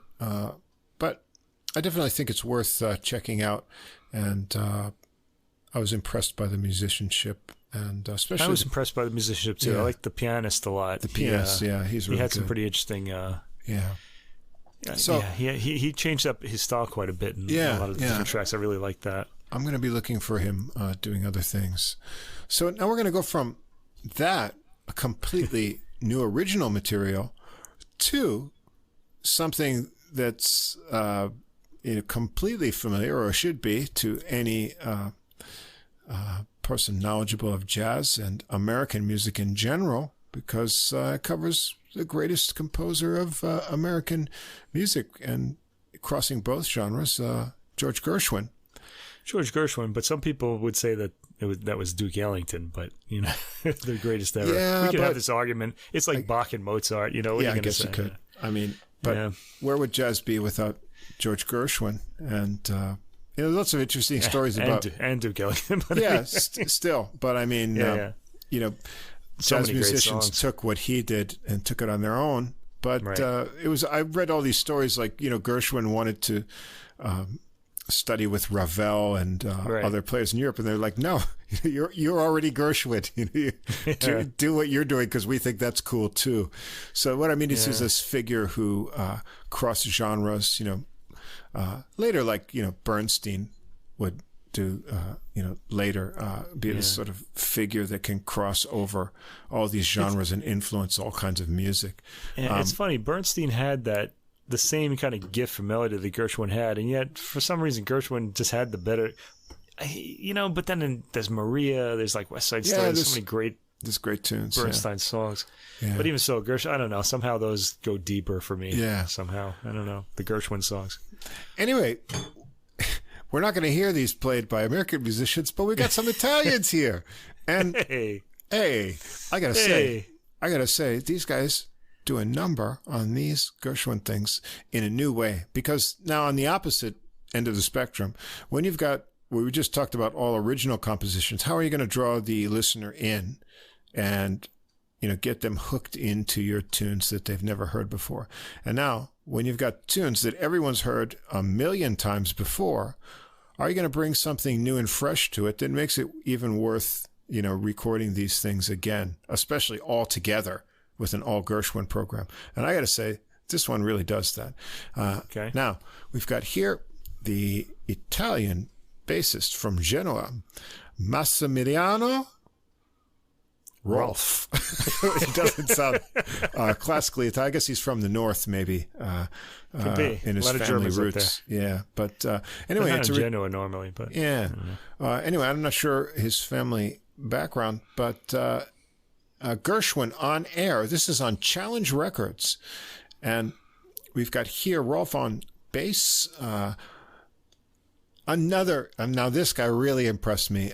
Tommaso Perazzo on piano. Okay. This guy is he's only 26 years old. Really knocked me out with what he does on this record. And we've got Antonio Fusco on drums, and he's a great player too. I got to say, this album really drew me in. It's very classy, and what makes classy it great? Is a good word, yeah. Other than the great playing, which is fabulous, but the arrangements are really good. And that's what you have to do if you're going to do all of these tunes, because everyone who knows jazz music knows all of these tunes. There's really cool arrangements and unexpected things here. Well, anyway, it starts out with Suite from Porgy and Bess. Doing all the tunes. It's really funny because I saw this. I saw the word sweet, and then of course I shuddered because we know how we all feel about sweets here. Yeah. But then the next words were from Porgy and Bess, and I was like, oh, okay. I accepted that. Yeah, and that kind I of allowed that. Unless you're Duke Ellington, you're not allowed to do sweets, basically, in our book, right? Although I want to mention again, we did like the Steve Slagle suite. That was good. We did. That was a good one. Yeah, you're sort of putting up hurdles to us if you call it a suite, but if it's Suite from Porgy and Bess, some of those hurdles are low. Yeah. So we go through some of the famous tunes from this is such great songs, right? With It Ain't Necessarily So. This one starts with bass and piano chords on 1 and 2 of every other measure for kind of an enchanting intro. Gets a rhythmic thing going. Perazzo chimes out the familiar melody, harmonized, and it's played pretty straight.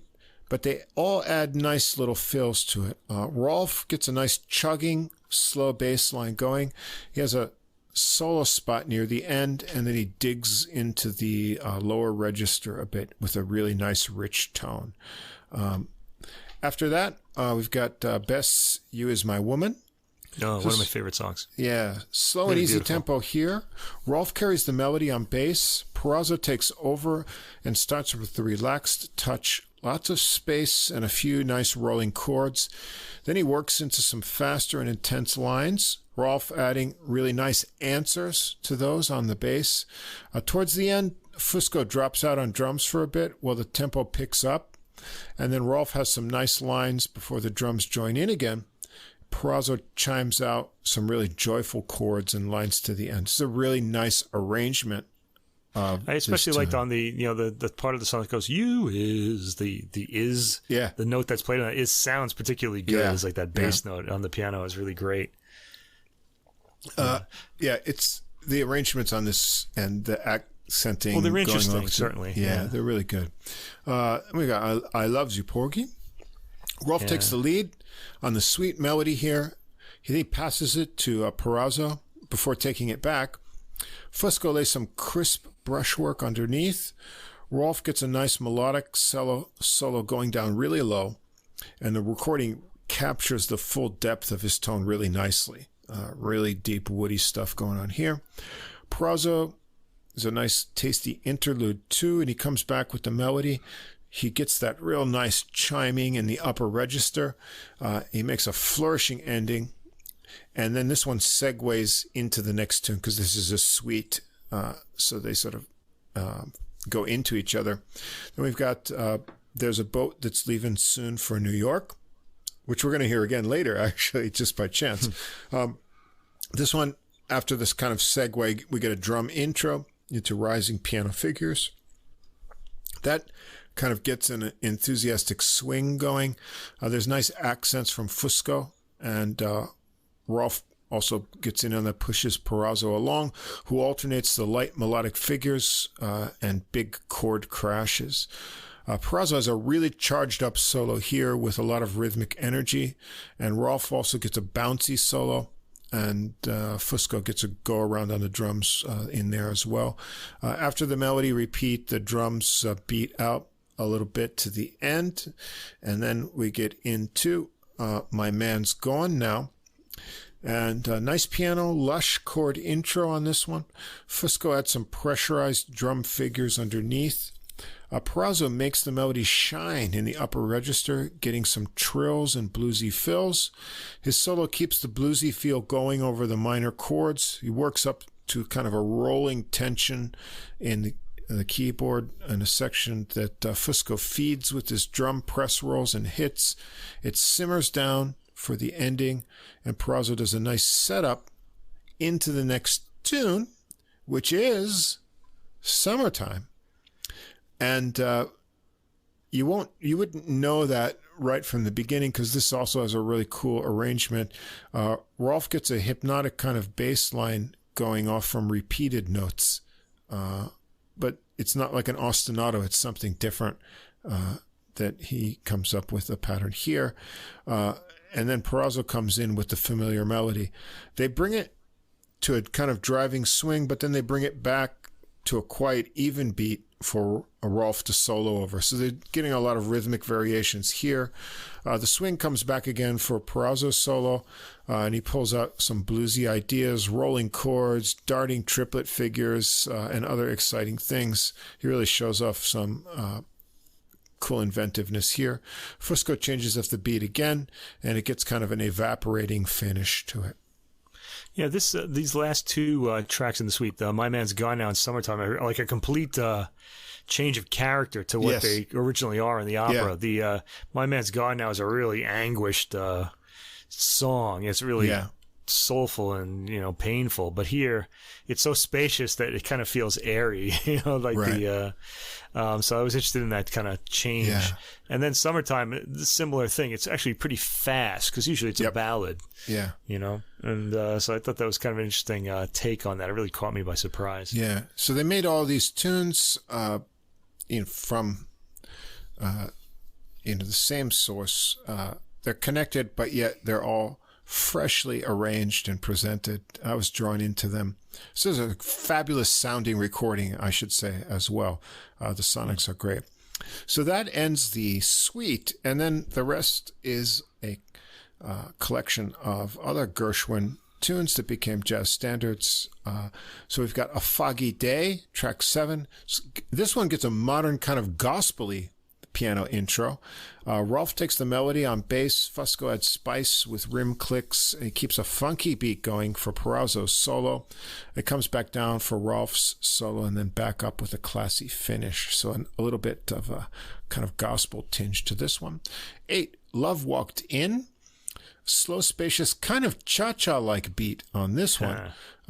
Perazzo takes the melody here, a gentle treatment. Rolff gets a relaxed solo, always keeping the melody in mind.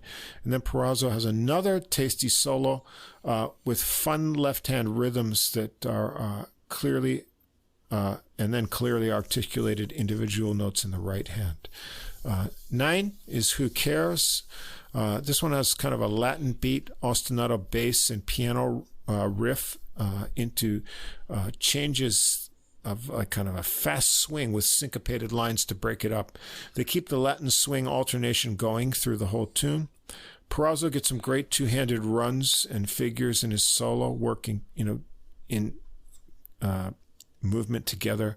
Rolff has another melodic solo over quiet chords and some really nice soft snare work by Fusco. Sort of a nice arrangement of this tune, very inventive. So kind of a Latin adaptation. 10, another real famous tune, The Man I Love. It's a very slow ballad style. Perazzo teases the melody delicately over very big sustained low bass notes by Rolff, who then takes the melody for a spin on his own. Perazzo gets some bluesy ideas, more chiming cascades into a short solo, and then the melody returns. It gets kind of a gentle ending. 11, How Long Has This Been Going On? This one gets a nice reharmonization and spacious intro with Fusco filling in light rhythms between the piano melody phrases. It breaks into a swing but then changes up to an even beat for an original kind of rising bass left-hand piano motif that they've added to the arrangement of this tune. Perazzo gets a solo over the changing beat, then Rolff. They repeat the bass motif for a while, gives Fusco some jamming space on the drums. So this is another cool arrangement, kind of reimagining of this tune with those extra lines and rhythm variation. 12, Someone to Watch Over Me. Just bass here. And so Rolff gets a little solo bass journey on the familiar melody, and he has fun harmonizing along there by himself. And we end up with But Not For Me. This gets a medium swing treatment, some nice Fusco brushing behind the piano. Melody to start, he switches to sticks as soon as Perazzo digs in more and moves into a solo, and Rolff gets a solo round as well and gets some interesting altered chords at the end. And we end up with Embraceable You, which is often done as a ballad, but we get a drum intro and a fast version on this one. Perazzo and Rolff come in with the melody in clipped phases around the drums. And Rolff keeps his solo phrases short for Fusco to fill in too. Fusco drives it fast, Perazzo's swinging solo, and it builds to a nice climax. They repeat the kind of clipped phrase idea for a final melody turn, and then a quick kind of cute ending. So I really enjoyed this album. They made these old Gershwin standards fresh, great arrangements, played with lots of Italian passion for American music. Beautifully sounding recording as well. And look out for this Perazzo guy on piano. I think this guy's going to be a monster as he as we say in New York, as we say in Yonkers. In Yonkers, yeah, he's a monster. He's a monster. Yeah, Run nice and surprise. hide. Nice surprise. For me, yeah. Now that I've heard you talk about this, I think I like it more than I did. The thing about it is, there's such familiar tunes, and when they change them, like the kind of whole profile of them, I feel like I need to hear it like more than 2 times. Like I gotta have to kind of get used to it. So I was kind of like, oh, this doesn't sound like that, but that's the point of it, really. You know? Right. Yeah. These familiar harmonies that I keep hearing them, and I just want to hear them the way I love them. Right. You know? Right. But no, it's a good record. The playing is great, and the sound quality, especially on the piano, it's just really well recorded. I liked it a lot, so I'm gonna go with you here and give this a few more listens. Yeah, listen to this. When you have this familiar, Gershwin tunes that become standards in the jazz repertoire too, anyone can play these going through the emotions, but these guys are not. They don't do that here. That's for sure. This is very passionate, and what I really like is the imaginative arrangements. As I said, they've looked at how, different rhythms, different tempos can be used to look at these tunes in different ways, and it works. And the interplay musicianship is great. So I didn't know Rolff's playing at all, but I'm very impressed with that. And so the third recording, another transplant to New York, because everyone wants to go to New York to play jazz and see if they can make it there. They could make it anywhere. Yeah. And we've got Mr. Martin Wind, who left Germany to pursue his jazz dreams in New York, also on the bass. He arrived in the U.S.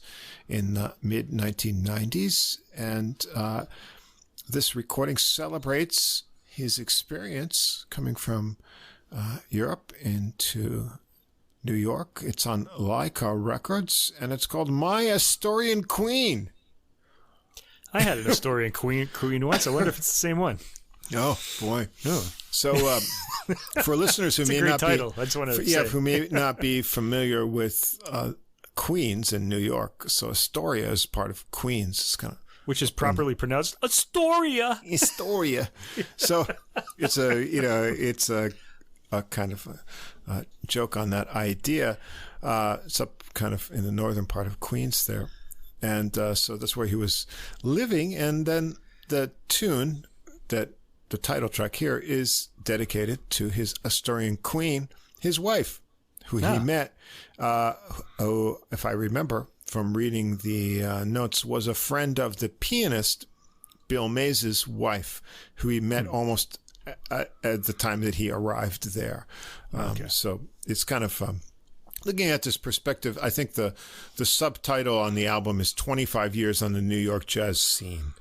And so he's kind of looking back. This is another recording I had on my list, and I thought, I don't know, I'll listen to it sometime. When I listened to it, I was like, oh, this I didn't know this player, but I definitely wanted to check this out. And so we've got, as I said, Martin Wind on bass, Bill Mays on piano, Matt Wilson on drums, and then on my first listen, without looking at the tracks, I heard various instruments, trumpet. Yeah, I was having trouble making out what these were. Yeah, I heard trumpet, I heard sax, I heard clarinet, and I heard something that I said, that sounds like Barry, but it's too low. And I said, why are these all, different players that aren't playing together? Well, all these instruments are covered by one musician, the multi-instrumentalist Scott Robinson. So he can play all these different instruments. Now, what was that low instrument? It wasn't a baritone sax, so I said it's probably a bass clarinet. It's bass sax. Bass sax. Yeah. Oh, wow. So because I did think it sounded kind of like brassy in a way. I was kind of like, I sent you that YouTube video there too. When I was looking for other recordings by him, it popped up. He is also the owner and player of a one of the few contrabass saxophones in the world. Which, what a monstrous thing. There's a CNN clip that goes back about 25 years where he had found this instrument in a shop in Rome, Italy, that was just being used as a prop. They were like sticking other things inside of it, and he wanted it. And he bought it and had it shipped over to New York. And it basically dwarfed any other saxophone ever seen. It's this huge thing. But he actually performs on that, and he used it on some movie soundtracks for a Jackie Chan movie. And the guy he showed it to said the bell was so huge, he said it could be used as a toilet. A toilet bowl, yeah. Oh, God. But, some cat got lost in there, too, in the video. I remember. Yeah. So that's pretty cool. I guess here he's got just his rather comparatively diminutive bass saxophone. But it sounds like a Barry, but it gets a little bit deeper. So he's on all these instruments, which gives a little bit of extra charm to this recording. We're going to mix of originals and cover tunes things here. So we start with a tune by the great trumpeter Thad Jones called Mean What You Say. This is played in a medium swing. It's got a smooth piano melody. This starts out by Mays over Wynn's bouncy bass. He gets a really nice bass tone even when he goes up high. You're going to notice that about his bass playing. Also, from listening to this a few times, he's a bass player with masterful pitch sense. So, you realize that bass is the acoustic bass, not an electric bass, has frets, but an acoustic bass is a fretless instrument. And so you've got to be spot on, where you're putting your fingers as you're walking your bass lines or doing things. And once in a while you hear some basses that are, they're kind of in the ballpark for the pitch, and you kind of not Wind. His pitches are always spot on, so much so that he can actually play with the pitch when he wants to, and has that much control. And he also has this beautiful tone in the upper register. It's full and clear still. Then after the piano melody on this one, Robinson joins in, and here he is on trumpet, on a muted trumpet. He goes around the melody before he takes a swinging solo, kind of in a classic style. Wynn takes a solo next. At the beginning, he quotes some Charlie Parker for some fun. Gets a bouncy kind of solo. Robinson returns. This time he's on tenor sax for a fun solo. He gets up high. Then Mays and Robinson trade off with Wilson on drums for a little bit of drum spot before the end. Next, we get one of Wynn's solo tunes, original compositions, Solitude. This is a melancholy piano chords that bring in Robinson, this time on a smooth clarinet for the melody on Wynn's original ballad. Wilson keeps the drums light as Wynn takes a round on the melody on the bass. Again, he impressed me with his upper register tone. Robinson takes a solo. He takes advantage of the kind of swooping kind of things clarinet can do. Nice trills as well. And Mays has a kind of a pretty tinkling approach to his solo that matches the mood. And then the clarinet takes the melody out. Track 3 is Broadway. This is a tune by Wilbert H. Byrd, which was often played by the Basie Band. Bass and bass sax and piano share this old-time melody that's kind of fun. It has some stop time and swinging lines in it. Robinson swings a solo on the bass sax, and he gets down really low. Some honking big tones there. May has a well-constructed piano solo that connects those lines really nicely. And then Wynn gets a really rhythmic solo and gets some bluesy bends on the bass too. I imagine you got to have really good finger strength to kind of bend notes on those big strings. He's really spot on with his pitch, even when he plays these big intervals. So he's a real master of the pitch and positioning on the bass. 4, Peace Waltz. This is an original by Bill Mays. This one starts with some sparse chords, little descending runs that introduce the pretty melody of the ballad. Wind comes in with the melody on some very smooth and pretty bowing, and then he gets some very cool overtones with the end of phrases, kind of an eerie tone. Mays has lovely running lines in his solos on this one. Wind switches back to fingering for his solo. He covers the whole range of the instrument, high to low, really clear articulation. After some more engaging piano work, Wind brings back the bow for the ending. He digs down low, and it ends up with some of those kind of otherworldly overtones at the very end. Next, we've got another Wind original, El Precio Perdoar. It's kind of it's a samba kind of tune, Brazilian style. I guess in Portuguese it's too bad to lose, or something like that, and the meaning. It's got a piano rhythmic right-hand chords that outline kind of samba work against the melody and the bass and the left hand of the piano, while Wilson keeps a light snare time. Robinson joins in with the bass melody on tenor, and then he launches into a solo, and Wind gets an exciting solo here with cool slides and moving patterns around the bass. After a repeat of the melody, there's a stop time rhythmic section for Wilson to get some drum solo time, and Robinson sneaks in a few bass sax lines in there, even though he's playing tenor here, before he switches back. You hear those really low notes in there. 6 is called Out in PA. I think this is about a spot in Pennsylvania that Wind went to. It's one of his original tunes. He bows this one for some more overtones and kind of swirling rubato intro. There's a slow accented beat that develops. Robinson takes the melody on tenor sax and continues into a solo with kind of yearning phrases. Mays gets kind of funky here on this one with his rhythms and also dissonances, a little adventurous harmony in his solo before a chiming climax. And Robinson comes back with the melody on tenor. He gets some tension going up in the high register, and it breaks down for some more bass bowing over piano chords before a final melody statement. This is one of the more adventurous and unusual arrangements on the album. Kind of interesting. Then we get to the title track, My Astorian Queen, written for Wind's wife, Maria. It's got a really kind of cute impressionist beginning. Go ahead. I said gymnopédie sounding bass line from the Eric Satie gymnopédie. Yeah, a little Satie in the beginning with some harmonic overtones that we don't often hear on bass. So a nice start there. Then Wind gets the melody going nicely, keeping a bass line at the same time, which is very cool. So he's doing multiple parts at once. The piano and drums join in lightly while he carries on the melody with some more great upper register sounds. That bass sounds so cool up high. Mays plays a measured melodic solo.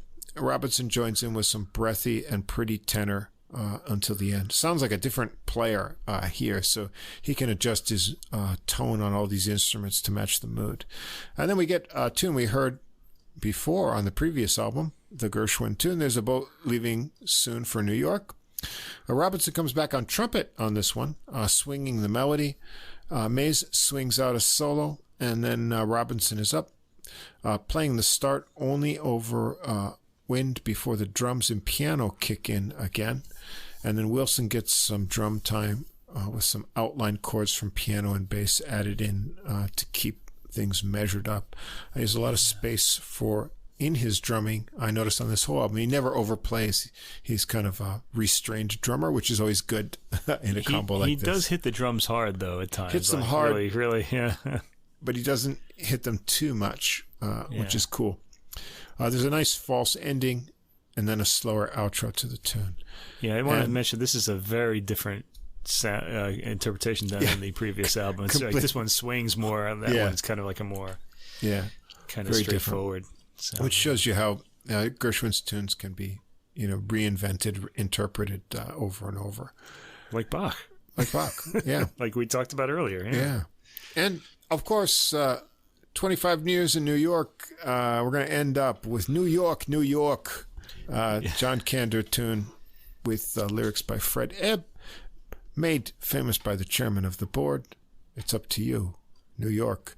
And when schmoozes, there's a good word for you, schmoozes. Do we need to tell people who the chairman of the board is? Do we? I don't know. Have to. Maybe people in India won't know. They might not know. Anyway, a tune made famous by Frank Sinatra. There you go. New York, New York. I think they knew that anyway. They knew that anyway, just in case, we have, if we have any, people, we don't know where listeners are if you don't know this tune. So when schmoozes, the intro in, he enjoys some bluesy licks between the familiar melody phrases. Wilson tinkles some cymbal fills until the loping beat kicks in, and Wind keeps the melody going with fills and bass lines, and he keeps on going right through. He hits that familiar modulation, the outro riff. They get some final flurries. There's a little help from Wilson on drums, but we don't need any piano. No stinking piano required or sax or anything. It's just wind and just drums for a little fun. So it's it's all bass feature here. He's having a good time with this tune, and he shows off what he can do. Really impressive bassist. That's really the takeaway for me. I imagine he probably has a solid classical background with all of his bowing technique, and it sounds like he has really strong hands to pull off those tight upper tones and everything. But not just about his technique. It's classy. He's got a great jazz concept and a nice group here too. Mays is a very tasty and accomplished pianist. They play well together. As we said, Wilson, he's a hard hitter on drums, but he's not too busy. He leaves the space open for other things to happen. And Robinson just has all these surprises with all of his instruments. Brass and woodwinds, and the bass, sax, and clarinet. It's a nice touch. It's a fun album. It's just showing off a man who's had a great career, and it just makes you have fun. So it's well worth a listen. And any bass players out there, check this guy out. He's that's what I was going to say. If you like the bass, this is really something to hear, because he has all these ways of squeezing out a lot of emotion out of the instrument with these subtle timing things, and then he'll have this vibrato going where you just rub your finger on the string and things like that. He's got all these little tricks, and it makes the bass sound warm, and kind of gives it kind of character, which is nice. The job of the bass is generally, the basic job of the bass is to anchor the harmony. Right. But he's doing a lot more than that, and he's he's bringing a lot of feeling out of it. It's fantastic. Yeah. Really nice to hear. So I'm pretty excited. We got 2 episodes of really nice albums, all led where the bass player is the leader, not just a guy in the back. Which is cool. Yeah. Because on this particular album, though, the bass player really, I guess the pianist is the star, but in a sense, the bass player is here. Like, he really stands out, you know, which is unusual. Usually they'll give the melodic instruments the spotlight more often. But but it's nice. It's a nice balance to balance things out, and you get to hear, oftentimes we don't pay attention to the bass. It's something walking in the background. Most people don't even hear it. Yeah. If you're listening to it on your computer speakers, you won't even hear it. And then, the bass player doesn't. Maybe he gets one solo on an average album, and occasionally you'll be surprised because he pulls out the bow for a ballad or something, and that's about it. So when the bass is featured, and you get players with really great technique and melodic ideas, and who are also deciding on the material.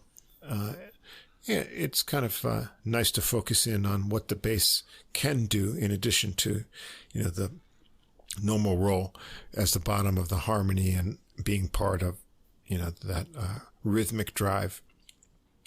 Put in a more melodic kind of role and having a bigger sort of share of the overall music can make you notice it a little bit more.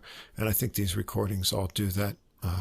We've got a nice balance of a completely original album, a completely,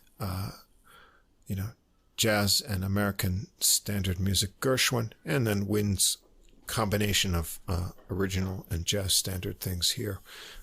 It's a nice mix of material for the bass and a lot of great musicians playing together. So take a listen, whether you're a bass player or not. I think they're all really good jazz recordings, and I listened to them a number of times in the past few weeks once I figured out that there were some gems in there.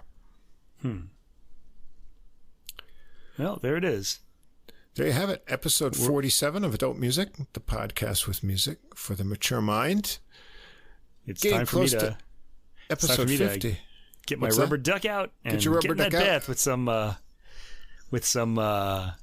viola da gamba music. You got some fuzzy viols for your bathrobe. You got some bouncing bass. We're on the low end of stringed instruments here. Lots to listen to. We've certainly taken the class out of all the classical music tonight. Huh? Well, hopefully it's all the pretension is gone with that too. Well, that's what I hope people will interpret that as. It's like just put on your records and call up your Astorian queen. Get in the bath with your rubber ducky. And I miss my Astorian queen. So you had one. I'm gonna have to hear this story. Yeah, not much to tell really. Oh, really? Hope she didn't talk too much, because... Nah, she was like... Okay. And chew gum while she was talking, right? That's kind of what she was a secretary in Manhattan, right? Oh. I live in Astoria. Hey, Michael. I can hear it now. Oh, that's so long ago. My God. I thought that was normal back in the day, too, Well, boy, that's what happens. Memories. Oh, yeah. Anyway, something to remember on my deathbed one day. Well, before then, we'll have lots more music to wipe out those Astorian memories. So this has been episode 47. Next week, 48, getting closer to that 1-year anniversary and 50th episode that we'll have to do something special for.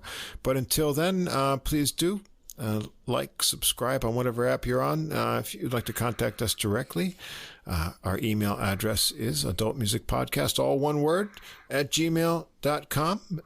And until next time, keep listening, and we'll see you for episode 48 next week.